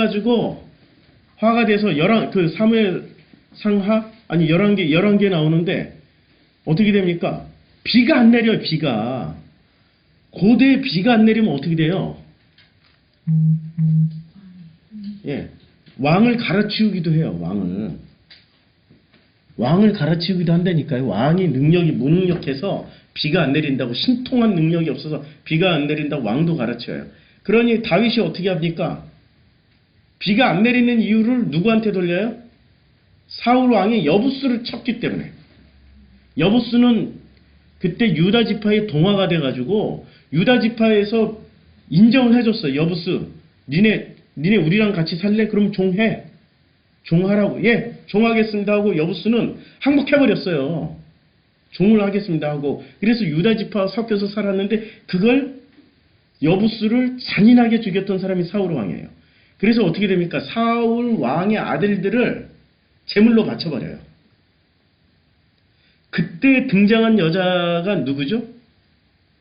그 아들들을 목매달아 죽였어요. 이게 시체가 매달려 있어. 그 시체 앞에서 까마귀 떼를 쫓으면서 울며 불며 했던 여자가 있습니다. 이름이 뭐죠? 네, 저도 생각이 갑자기 안 나. 그 성경에 진짜 생각해보면 진짜 이런 여자의 스토리를 들으면은 너무너무 비참한 여자 둘이 나옵니다. 비참한 자기 아들들의 시체 앞에서 울며 불며 했던 거기에 그 굵은 배를 깔고 소복을 입고 앉아가지고 몇 날 며칠을 자기 아들의 죽은 시체 앞에서 까마귀 떼를 쫓아내요. 전에 한번 설교했는데 생각이 안 나요. 이게 큰일 났어요. 이제는 자꾸 이름을 까먹어요. 이게 이름 명사부터 까먹으면 치매가 온다라는 증세인데 자꾸 명사부터 까먹기 시작하네. 이 이름이 특이한 이름이라서 저도 기억하고 있었거든요. 한번 찾아보세요. 찾아보시면 근데 그들이 여호와를 버리고 바알과 아스도롯을 섬겼으므로 그래서 결국에는 그 아들들이 죽여서 비가 내렸어요. 다윗이 위기를 모면을 해요. 위기는 모면하지만 이게 여부수 이야기예요. 여부수에 관련된. 몇백 년 후에 그 일이 벌어지는 거예요. 사사기 다 지나고 사울왕 지나고 다윗 왕 때 이야기니까. 자, 그래서 이제 그 곧 바알과 아스타라를 섬겼으며 여호와께서는 어떻게 돼요? 이스라엘이 진노하사 노력하는 자의 손에 넘겨주사 그들이 노력을 당하게 하심에 또 주위에 있는 모든 대적의 손에 팔아 넘기심에 그들이 다시는 대적을 당하지 못하였더라. 그들이 어디로 가든지 여호와의 손이 그들에게 재앙을 내리시니 곧 이제 어디를 가든지 이거는 지금 여호수아 때하고 완전히 지금 다른 내용이죠. 여호수아 때는 어떻게 돼? 어디를 가든지 내가 너에게 축복을 줄 거야 했는데 지금은 여호와를 버리고 누구를 숭배하기 시작했어요? 바알과 아스다르로 섬기니까 여호와의 손이 그들에게 어디를 가든지 재앙을 내려요. 곧 여호와께서 말씀하신 것 같고 여호와께서 그들에게 맹세하신 것과 같아서 그들의 괴로움은 심하였어요. 자, 여호와께서 사사들을 세우사 노략자의 손에서 그들을 구원하게 하셨으나 그 사사들에게도 순종치 아니하고 오히려 다른 신들을 따라 음행하며 그들에게 절하고 여호와의 명령을 순종하던 그들의 조상들이 행하던 길에서 속히 치우쳐 떠나서 그와 같이 그들의 조상처럼 안 살았단 얘기예요. 그래서 이제 첫 번째 이제 여호수아와 갈렙이 다 떠나고 광야 3세대 이제 가나안 1세대들이 어떻게 했어요? 바알과 아세드라로스를 섬길 때 하나님은 어떤 부족을 보내서 이제 괴롭히냐면은 자 여호와께서 가나안의 모든 전쟁을 알지 못한 이스라엘을 시험하려 하시며 가나안의 모든 전쟁은 누가 했어요? 부모 세대가 다 했어. 경험하지 못한 자녀들 세대가 드디어 일어났어요. 2장에서 그들은 여호와를 알지 못했어요. 자, 그래서 이제 누가 쳐들어오냐면은 이제 남겨두신 이방 민족들로 이스라엘을 시험하사 여호와께서 모세를 통하여 그들의 조상에게 이르신 명령들을 순종하는지 알고자 했는데 그러므로 이스라엘 자손은 가나안 족속과 헷 족속과 아모리 족속과 브리지 족속과 히위 족속과 여부스 족속 가운데서 거주하면서 그들의 딸들을 맞아 아내로 삼으며 자기 딸들을 그들의 아들들에게 주고 또 그들의 신들을 섬기기 시작했어요. 이스라엘 자손이 여호와의 목전에 악을 행하며 자기들이 하나님 여호와를 잊어버리고 바알과 아세라들을 섬기기 시작한 거예요. 섬겼어요. 이제 여호와께서 이스라엘에게 진노를 하셨어요. 그래서 누가 이제 등장을 합니까? 최초로 등장한 하나님의 심판 도구 누구예요? 메소포타미아 왕 구산 니사다임의 손에 파셨으므로 이스라엘 자손이 구산 니사다임을 8년 동안 섬겼어요. 8년 동안을 구산 니사다임의 손에 메소포타미아의 왕 메소포타미아는 어디 있죠? 메소포타미아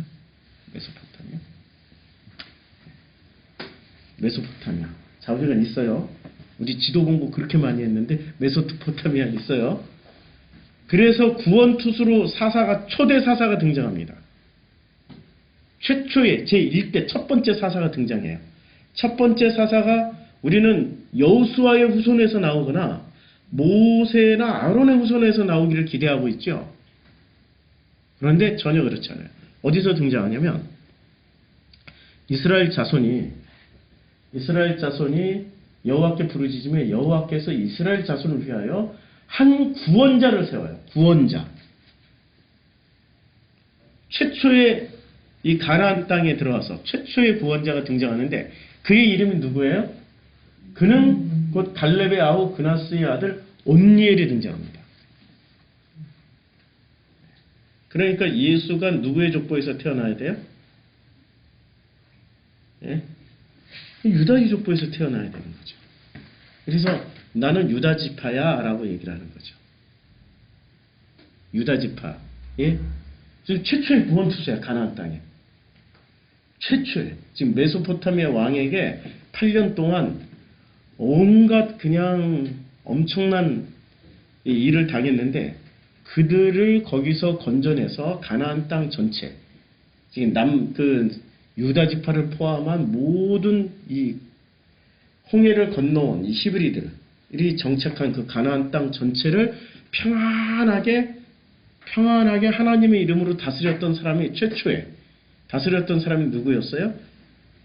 온니엘이에요. 근데 온니엘의 신부는 뭐였어요? 예, 갈렙의 조카니까 유다 지파에 속해 있었던 거예요. 유다 지파가 최초로 유다 지파에서 지도자가 나왔고 유다 지파의 그 지도자가 최초로 가나안 땅의 공식 지도자가 된 거예요. 사사로서 공식 지도자. 그러면 하나님은 가나안 땅에 들어갈 때 사사 시스템을 원했어요? 아니면은 12지파 부족 시스템을 원했어요? 전에 한번 했는데 제가 지도를 또 보여드릴게요.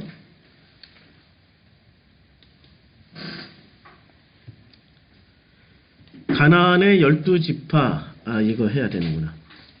가나안의 12지파. 여기 딱 이제 떠요. 여기 보면은, 여기 보면은, 자, 요게 지금 1번, 2번, 뭐, 아이고, 헷갈린다. 딱 심플하게 보여주는 지파 12지파, 딱, 땅 배분, 여기 있다. 요게 더, 자, 유다 지파, 그 다음에 단 지파, 에브라임 지파, 므낫세, 스불론, 아셀, 납달리, 므낫세 지파, 이사갈 지파, 갓 지파, 르벤 지파, 요렇게 지금 베냐민 지파, 여기 있고, 여부수 여기, 이 여부수족이 여기 있어요.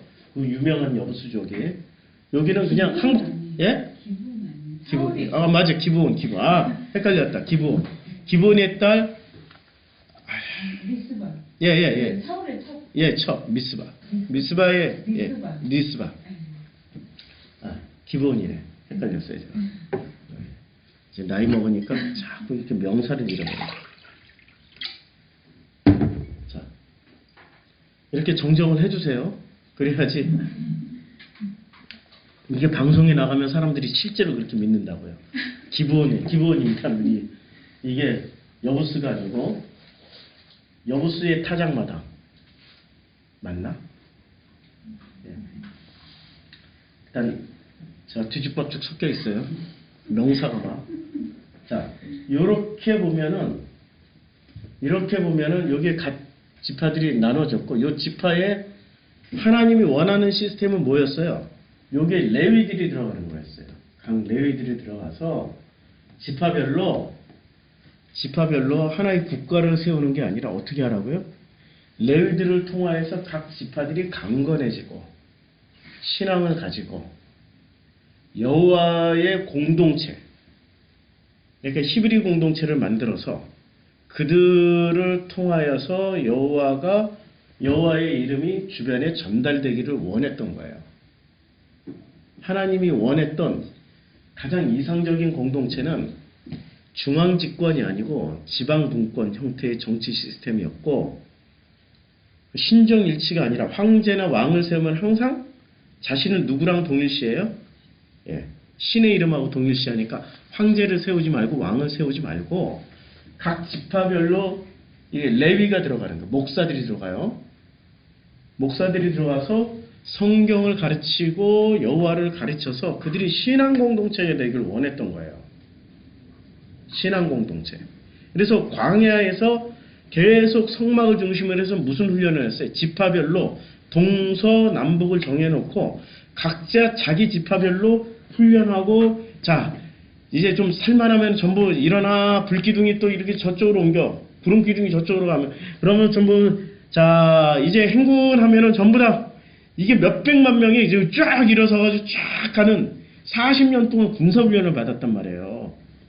군사훈련을 받는 그 중간 가장 한가운데 뭐가 있었어요? 성막이 있었고 성막에는 레위들이 섬기고 있었단 말이에요.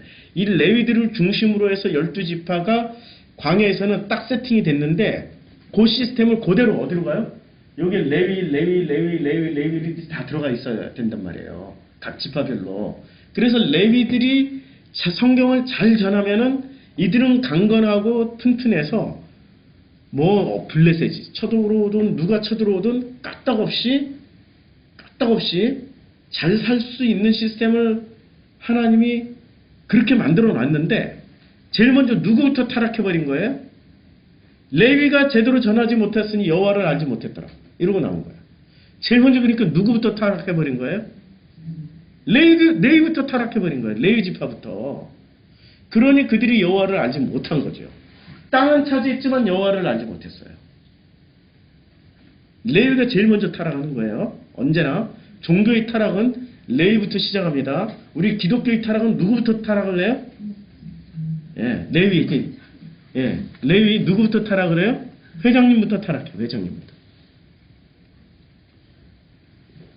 오히려 평신도들은 건강하다니까요. 회장님들이 타락해서 잘못된 길로 이끌어가는 거죠. 그러다 보니까 이 타락을 하니까 어떻게 돼요? 바알과 아세로스를 섬기면서 이러다 보니까 메소포타미아의 왕이 일어나가지고 메소포타미아 찾아보자. 뭐 재밌잖아요. 메소포타미아 좀 딱 뜨죠. 메소포타미아 어디 있는지. 요 지역은 메소포타미아라고 그럽니다. 요 지역은. 자, 요게 메소포타미아. 요 지역이. 비옥한 초승달 지역. 여기가 메소포타미아입니다. 여기서 문명이 다 일어나요. 문명이 다 일어나고, 여기 출신, 요 우루가 있죠. 우루. 갈대인의 우루. 여기 출신의 유명인이 한 분 계세요. 누구시죠? 아브라함. 예. 여기서 부산왕이 일어나서 여기를 점령을 하게 되는 거죠. 자. 그러면은, 이제 성경을 더 읽어봐요. 이제 갈렙이 일어나서 여호와의 영이 그에게 임하였으므로, 그가 누구죠? 온니엘. 그가 이스라엘의 사사가 되어 나가서 싸울 때 여호와께서 메소포타미아 왕 구산 리사다임을 그의 손에 넘겨주심에 온니엘의 손이 구산 리사다임을 이기니라. 그 땅이 평온한 지 몇 년 동안 다스려요? 40년에 그나스의 아들 온니엘이 죽었더라. 최초에 그러니까 이 가나안 땅에 들어간 12부족을 평안하게 40년간이나 짧은 시간 아니에요. 40년간이나 평안하게 여호와를 섬기며 살 수 있도록 딱 만들어온 지도자가 누구였어요? 온니엘인데 온니엘은 예, 갈렙의 후손이었어요. 그러니까 모세와 아론의 후손은 무슨 족속? 레위. 레위들은 타락했고 그 다음에 여호수아의 후손들은 어떻게 돼요? 여호수아가 어느 지파죠? 예? 예, 아니에요. 예, 여호수. 아까 우리 읽었을 때 에브라임에다 묘자리 썼잖아요. 예. 그럼 물어보자고. 물어보면 돼. 요새 아주 그냥 너무 좋아. 여호수아는 어느 지파? 예? 여호수아가 어느 지파야? 에브라임. 자. 여호수아가 속한 지파 이름. 지도만 나오네 전체로. 예. 여호수아가 속해 있는 자 여기 이스라엘의 영도자 여호수아의 이름을 따라 자. 예, 베냐민 지파 여기 컴퓨터 선교에 에브라임 지파 자 여기 예 베냐민 에브라임 지파 그래서 몇 자리를 에브라임 지파 예. 떴죠? 그러니까 그래서 몇 자리를 에브라임 지파에다 썼죠. 에브라임 지파에다. 여호수아는 땅을 분배할 때 지도자였으니까 예. 따로 기업을 또 받네요. 예. 그래서 자, 이제 다시 이제 우리 본문으로 돌아옵시다. 마태복음 5장. 이제 땅을 기업으로 받을 것이며 온유한 자는 복이 있나니. 온유가 뭐라고 그랬어요? 예, 지난번에 그냥 다 심령이 가난한. 그다음에 어떻게 해야 심령이 가난해져요? 애통해야지. 직면하면은. 예. 그리고 온유는 어떻게 이루어져요? 직면을 하다 보니까, 애통하다 보니까, 자기 있는 것, 비워지면 온유해져요. 천하의 나쁜 놈도, 천하의 나쁜 놈이에요. 이 나쁜 놈을 좋은 사람 만들려면 어떻게 해야 돼요? 계속 좋은 말을 많이 해주면 좋은 사람이 되나? 얘 고난 속에다 집어넣어 버리면 돼요. 자기 생각으로 못 살게 고난 속에다 집어넣으면은 이리 치우고 저리 치우고 이리 맞고 저리 맞고 두드러 맞고 터지고 깨지고 하다 보면은 어떻게 해져요? 나보다 센 놈이 세상에서 수두룩 빡빡이네. 다 나보다 세구나. 잘못 건드렸다 큰일 나겠다 야. 이걸 철저하게 깨닫게 되면 언제나 어떻게 돼요? 온유해져. 온유해진다니까. 센 자녀일수록 어떻게 하면 돼요? 고난 속에 확 집어넣어. 센 자녀, 그래도 우리 자녀는 세지 않아요. 그냥 맨날 집에만 있고 착해요. 그놈이 센 거야, 그놈이. 그놈이 고집이 센 거야. 맨날 나가서 싸우는 놈은 센 놈이 아니에요. 자꾸 싸우다 보면 자기보다 센 놈을 늘 만나거든? 그러니까 많이 싸워본 놈은 나중에 이렇게 겸손해져. 잘 보시라고. 우리 어렸을 때, 진짜 어렸을 때 그냥 완전히 이상한 놈들 있잖아요. 껌 좀 씹고 다니고. 이런 애들이 나중에 커서 보면 오히려 걔네들이 더 순한 애가 돼 있고, 얌전히 앉아서 공부만 했던 놈들이 판검사가 되면 어떻게 돼요? 권력을 가지면 그때부터 얘네들은 무서워져요. 이상해진다니까요? 누가 센 거예요? 어렸을 때 막 이거 휘두르고 다니는 애들이 센 게 아니라 얌전히 있는 애들이 무서운 애들이에요. 센 놈이에요. 이런 애들은 어떻게 해야 돼요? 마음이 온유하게 만들기 위해서 고난 속에 들어가면은 다 비워져서 온유해져요. 그때 뭐를 받아요? 땅을 기업으로 받는. 그러니까 잘 보시라고. 이스라엘 백성이 땅을 기업으로 받기까지의 과정을 보시라고요. 뭐 하면서 땅을 기업으로 받아요? 광야의 고난을 통해서. 광야의 고난은 비교가 안 돼. 가나안 땅 들어가는 순간부터 뭐가 시작돼요? 전쟁을 하는 과정에서 땅을 찾잖아요. 땅을 차지하잖아요. 전쟁하고 광야에서는 그냥 전쟁 훈련만 했어. 이것만 했다고요. 광야에서는 일어나 그러면 일어나고 앞으로 전진하면 전진하고 이게 제식 훈련만 했어요. 근데 여호수아와 갈렙이 지도자가 되면서 가나안 땅에 들어갔을 때는 제식 훈련하던 세대는 다 죽었어. 그 후에 2세대가 들어갔을 때는 정말 살육에 팔다리가 잘려나가고 옆에서 사람이 죽고 이런 것을 수도 없이 경험하는 거예요. 땅은 어떻게 해서 차지하게 됐어요? 지금 예수님이 말할 때는 철저하게 구약 성경을 배경으로 해서 산상수훈을 말씀하신 거죠. 관념으로 말씀하신 게 아니란 말이에요. 그러면 땅을 차지하는 그 싸움의 과정을 뭐라고 그런 거예요? 그게 온유야. 완전히 지금 개념이 뒤집어지지 않고서는 이해를 할 수 없는 내용이란 말이에요. 그래서 지난 시간까지 연결해서 들어보세요. 지난 시간 다시 한번 연결해서 들어보시라고. 내 안에 있는 그 디글디글한 카르디아, 이게 지금 카르디아에서 쓰고 있단 말이에요. 이 온유라는 단어로. 카르디아의 디글디글하는 마음이 두 개가 있었다고 그랬죠. 푸뉴마가 있고 카르디아가 있는데, 푸뉴마에는 붙는 단어에 따라서 푸뉴마는 중립지대니까 푸뉴마 하기오스 하면은 이건 순수한 마음이 되고, 푸뉴마 아카달토스 하면은 더러운 마음이 되는 건데, 이건 중립지대의 푸뉴마는. 그래서 푸뉴마 아카달토스는 더러운 마음을 귀신이라고 번역을 한 거고, 푸뉴마 하기오스 하면은 순수한 마음이니까 성령이라고 번역을 한 거예요.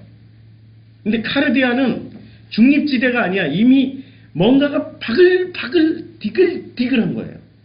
뭐로? 내 마음속에 지금 전쟁이 끊임없이 일어나고 있는 거예요. 끊임없는 전쟁이 왜 일어나야 돼요? 그게 땅을 차지하기 위한 과정이에요. 우리 마음에 괴로워서 죽을 것 같아요. 마음이 괴로워서 죽을 것 같아. 죽어버리고 싶어 막. 이런 사람들은 지금 뭐를 지금 약속이 된 거예요? 네가 곧 땅을 받겠구나. 네가 곧 땅을 받겠구나. 지난 시간하고 연결해서 들으시라고요. 연결해서. 지금 그 땅을 받는 과정이 뭐예요? 전쟁을 통해서 받잖아요. 지금으로 치면은 우린 전쟁하면 안 돼요. 사람 죽이면 안 된다고. 큰일 나. 그 전쟁이 어디서 이루어지는 전쟁이냐고요. 내 마음에서 일어나는 전쟁이라고요. 내 마음에서 엄청난 갈등과 부딪힘과 소용돌이 그러니까 일어나면은 내가 그 땅을 기업으로 받겠구나. 이 부동산을 기업으로 받는 게 아니라 부동산을 기업으로 받는 게 아니라 뭐로 받아요?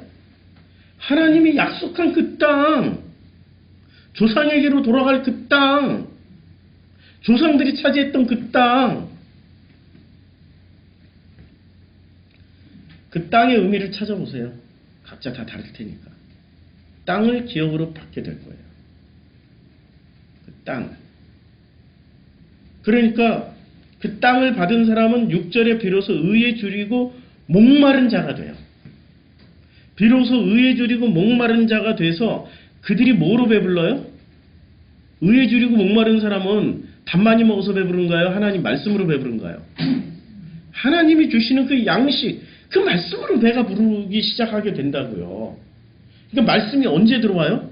심령이 가난해져야 되고 애통해야 되고 땅을 기업으로 받게 되는 그 순간부터 비로소 의에 줄이고 목마르기 시작할 때 그들이 하나님의 말씀으로 배부르게 되는 거죠. 배부르게 하나님의 말씀이 채워지고 하나님의 양식으로 넉넉하게 배부른 사람들은 그때부터 뭐가 시작돼요? 긍휼함이 시작돼요. 뭐 눈물이 나고 긍휼함이라는 게 내 자녀를 보면 긍휼함 때문에 눈물이 나요. 그전에는 넌 어떻게 하다가 넌 이런 게 아니고 넌 신천지 가가지고 대학을 가더라도 왜 그래 불교대학 가가지고 이런 마음으로 안 보고 뭐로 봐요? 긍휼함으로 보는 거야. 긍휼함.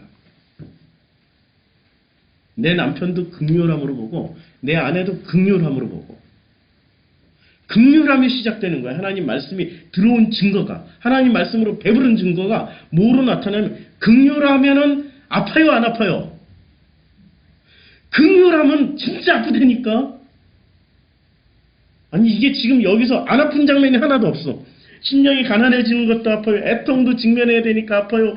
온유함을 위해서 전쟁을 벌이니까 아파요. 이렇게 아프고 아픈 사람들이 비로소 누구의 아픔을 봐요? 내 이웃, 나와 내 이웃의 아픔을 보기 시작한다고요. 그래서 긍휼함이 시작돼요. 사이코패스는 긍휼함이 없어요. 공감 능력이 없기 때문에. 공감 능력이 있을 때 비로소 긍휼함이 생기는 거예요. 그러니까 산상수훈의 핵심 키워드는 뭐예요? 마음이 비워지고 심령이 가난해지고 애통하는 사람이 되고 온유한 자가 되고 의에 줄이고 목마른 자가 돼서 배가 부르고 이런 모든 과정 무엇을 위해서 존재하는 거예요? 공감 능력. 로고스라는 건 모든 사람들이 이해할 수 있는 보편 원리입니다. 로고스라는 건 이 로고스라는 단어를 썼을 때 그리스 헬라어를 쓰던 사람들에게 이 로고스라는 단어를 썼을 때는 모든 사람들이 보편적으로 이해할 수 있는 최고의 원리예요. 그 최고의 원리를 지금 뭐로 소개하고 있어요? 공감 능력이에요. 이 땅에서 가장 공감 능력이 없는 집단이 어디인 줄 아세요? 예? 우리 회장님들이 계시는 대형 상회들. 그분들이 가난한 자, 핍박받는 자, 힘든 사람들을 위해서 피켓 들고 나오나요? 동성애 반대 피켓 들고 나오나요? 이슬람 반대, 난민들 절대 안 돼. 예멘 난민 다 추방해야! 이러고 피켓 들고 나오는 사람들이 대형 상회의 분들이 피켓 들고 나오는 거죠. 공감 능력이 없는 거예요, 지금. 이건 성경의 종교가 아니에요. 이거는 그냥 무슨 이상한 타종, 예수 이름 사용하는 타 종교야. 그래서 우리 목사들이 가끔 설교할 때 그러시더라고. 스라고 부르죠. 기분 나빠서 님자 안 붙이고 스들이 뭐 스놈들이 막 이러고. 저는 이제 교회자 붙이기 싫거든요. 상회. 종합상회잖아요. 뭐 별의별 짓 다 하잖아. 종합상회. 그분들은 기독교 아니에요. 성서의 종교가 아니니까. 성서를 단 요만큼도 이해를 못하는. 전부 자기식으로 해석을 해버렸어요. 성서를 통해서 나오는 최고의 키워드가 뭐예요? 상회분들은 충성, 복종, 맹종, 하나님 앞에 충성하고 교회 앞에 충성하면 뭐가 온다고 그랬어요? 복이 옵니다. 그분들이 얼마나 150년, 한국교회 150년 동안 얼마나 이 갈고 닦은 실력들이 축적이 돼가지고, 할렐루야! 복 받을지어다! 하면은 막 그 앞에서 그냥 거품 물고 그냥 자기가 사는지 죽는지 조상에게 돌아갈지 아니면 조상에게 못 돌아오고 그 엉뚱한 데로 갈지도 모르고 할렐루야! 이런 이 상회분들. 지금 성서는 철저하게 예수가 나를 믿으라고 그랬어요? 아버지를 믿으라고 그랬어요? 예수가 오신 목적이 예수가 나를 따르라고 말을 할 때는 예수를 따르라는 얘기예요? 나를 통해서 아버지를 따르라는 얘기예요? 철저하게 예수는 통로 역할만 하시다 가셨어요. 성경을 잘 읽어보면. 그래서 예수가 소개한 그 아버지와의 관계 회복을 하라고 지금 이 산상수훈 얘기를 하고 있는 거예요. 이스라엘 사람들에게 이때 당시 예수 당시의 유대인들에게 내가 지금 하고 있는 이 모든 산상수훈 내용은 너희들이 심령이 가난해지고 애통하는 마음을 통하여서 온유한 자가 되어서 땅을 기업으로 받게 되면 그때부터 의에 줄이고 목마른 자가 되어서 너희들이 하나님 말씀을 받게 될 거야. 그러면 그 하나님의 말씀을 통해서 긍휼한 마음이 생기기 시작하면은 너희도 긍휼함을 받게 돼. 누구의 긍휼함? 아버지의 긍휼함을 받게 돼. 그래서 긍휼함을 자꾸 긍휼하고 긍휼함을 받게 되면 어떻게 돼요? 마음이 청결한 자가 되는 거야. 그들이 비로소 하나님을 보게 되고 그리고 하나님을 보는 사람들은 평강을 평화가 오는 거야. 그들이 비로소 하나님의 아들이야. 관계회복이 됐다는 얘기예요. 이걸 얘기해주는 내용인데 지금 상회분들은 어떻게 하세요? 화평을 이루는 게 아니라 전쟁을 일으키냐. 반대, 결사반대, 반대. 난민 반대, 이슬람 반대, 동성애 반대. 뭐 다 반대야 그냥 다 반대. 권력만 바뀌면 다 반대야. 권력만 바뀌면. 자기네들 마음에 안 드는 권력만 생기면 다 반대. 빨갱이 반대. 다 반대. 화평이 어딨냐고 지금. 산상수훈을 살아가라고. 간디가 다시 와도 한국교회 산상수훈 읽어주고 한국교회 여러분 산상수훈대로 좀 살아보세요. 이러실 것 같아요.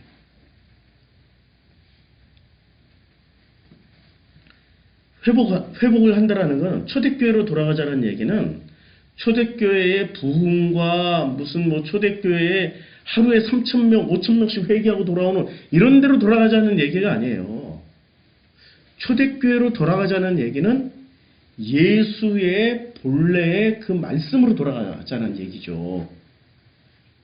예수의 그 가르침대로 세워진 교회가 초대교회란 말이에요. 예수의 가르침으로 되돌아가서 예수의 가르침대로 우리가 신앙생활하는 공동체가 되자고 말하는 게 초대교회로 돌아가자라는 말씀의 핵심이죠. 공동체가 되자. 그렇죠? 그러면은 우리가 예수를 알아야 되는데 예수를 알고 있었나요? 예수라는 인물은 갈릴리 나사렛에서 태어나서 공생애를 살으시다가 십자가에 못 박히신 후에 부활하셨지. 이 정도만 알잖아요. 그럼 예수가 뭘 가르쳤는지를 알아야 되는 거 아니에요. 그럼 뭘 가르쳤는지를 알기 위해서 지금 이 성경 공부하는 거고, 오늘하고 이제 다음 주면 끝나요.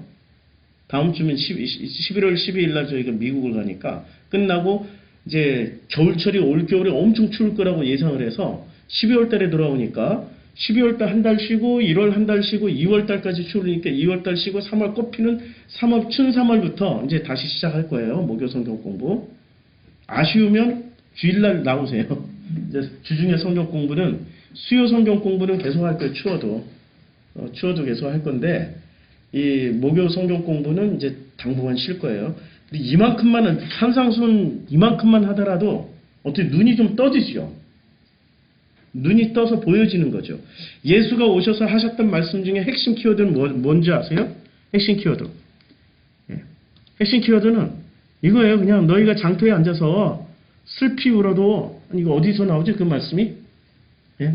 마태복음 나오는데 그 어린아이가 장터에 앉아서 피리를 불어도 뭐 피리라고 치면 나오나?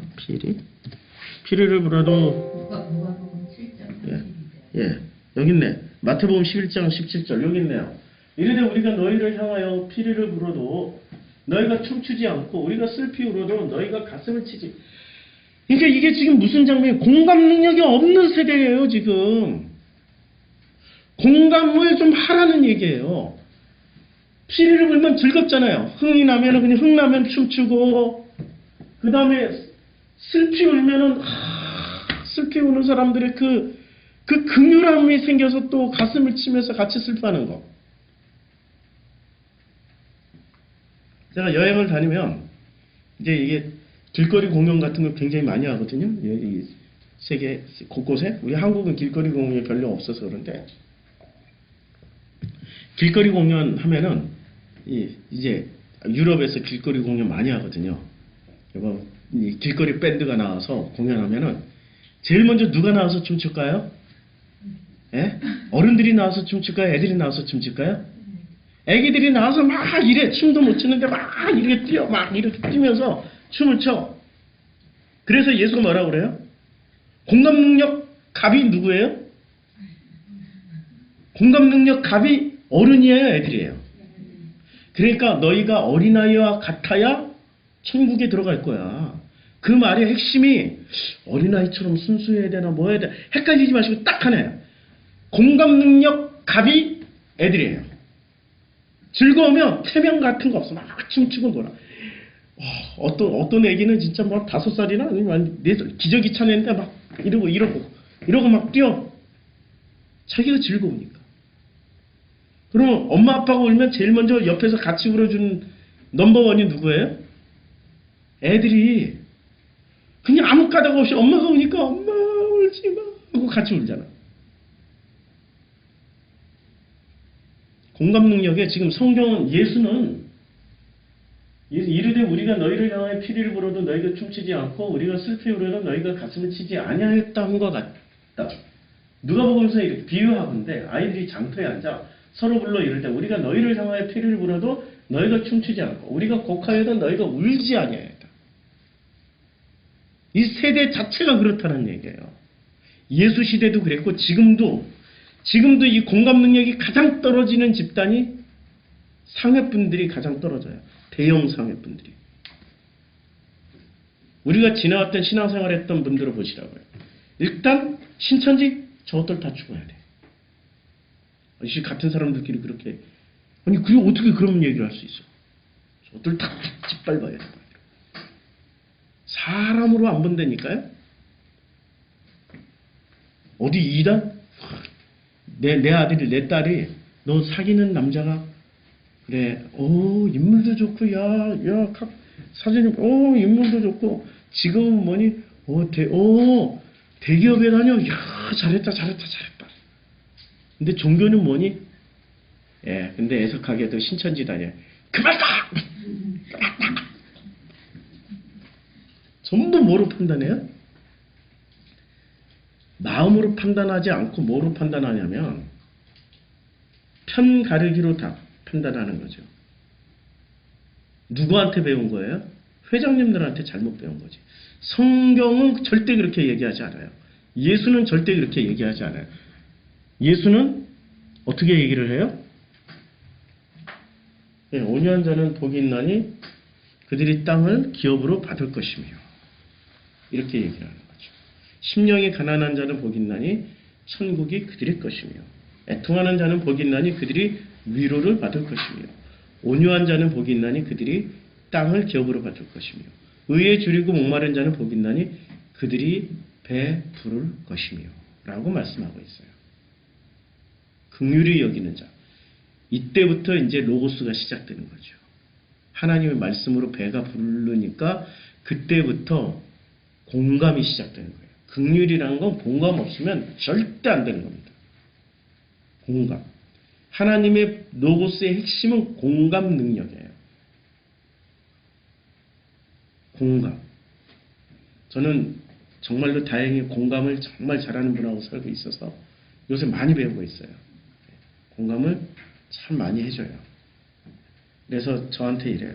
제가 어렸을 때 제가 너무 성숙해가지고 제가 어린 시절을 생각해 보니까 아니 부모님 다 장사 나가고 그러니까 나 혼자 공부하러 어디로 갔어요? 만화방 10원짜리 내고 여기 얼마나 독한 놈인지 10원짜리 내고 주인이 한번 얘기했어. 넌 나갔다 들어오면 10원짜리 다시 내야 돼. 10시에 가면은 저녁 10시까지 버티고 화장실도 안 가, 물도 안 마셔, 밥도 안 먹어. 점심, 저녁 다 건너뛰고 엄마가 부르러 올 때까지 앉아가지고 만화책 보고 있어. 독한 놈이야, 제가.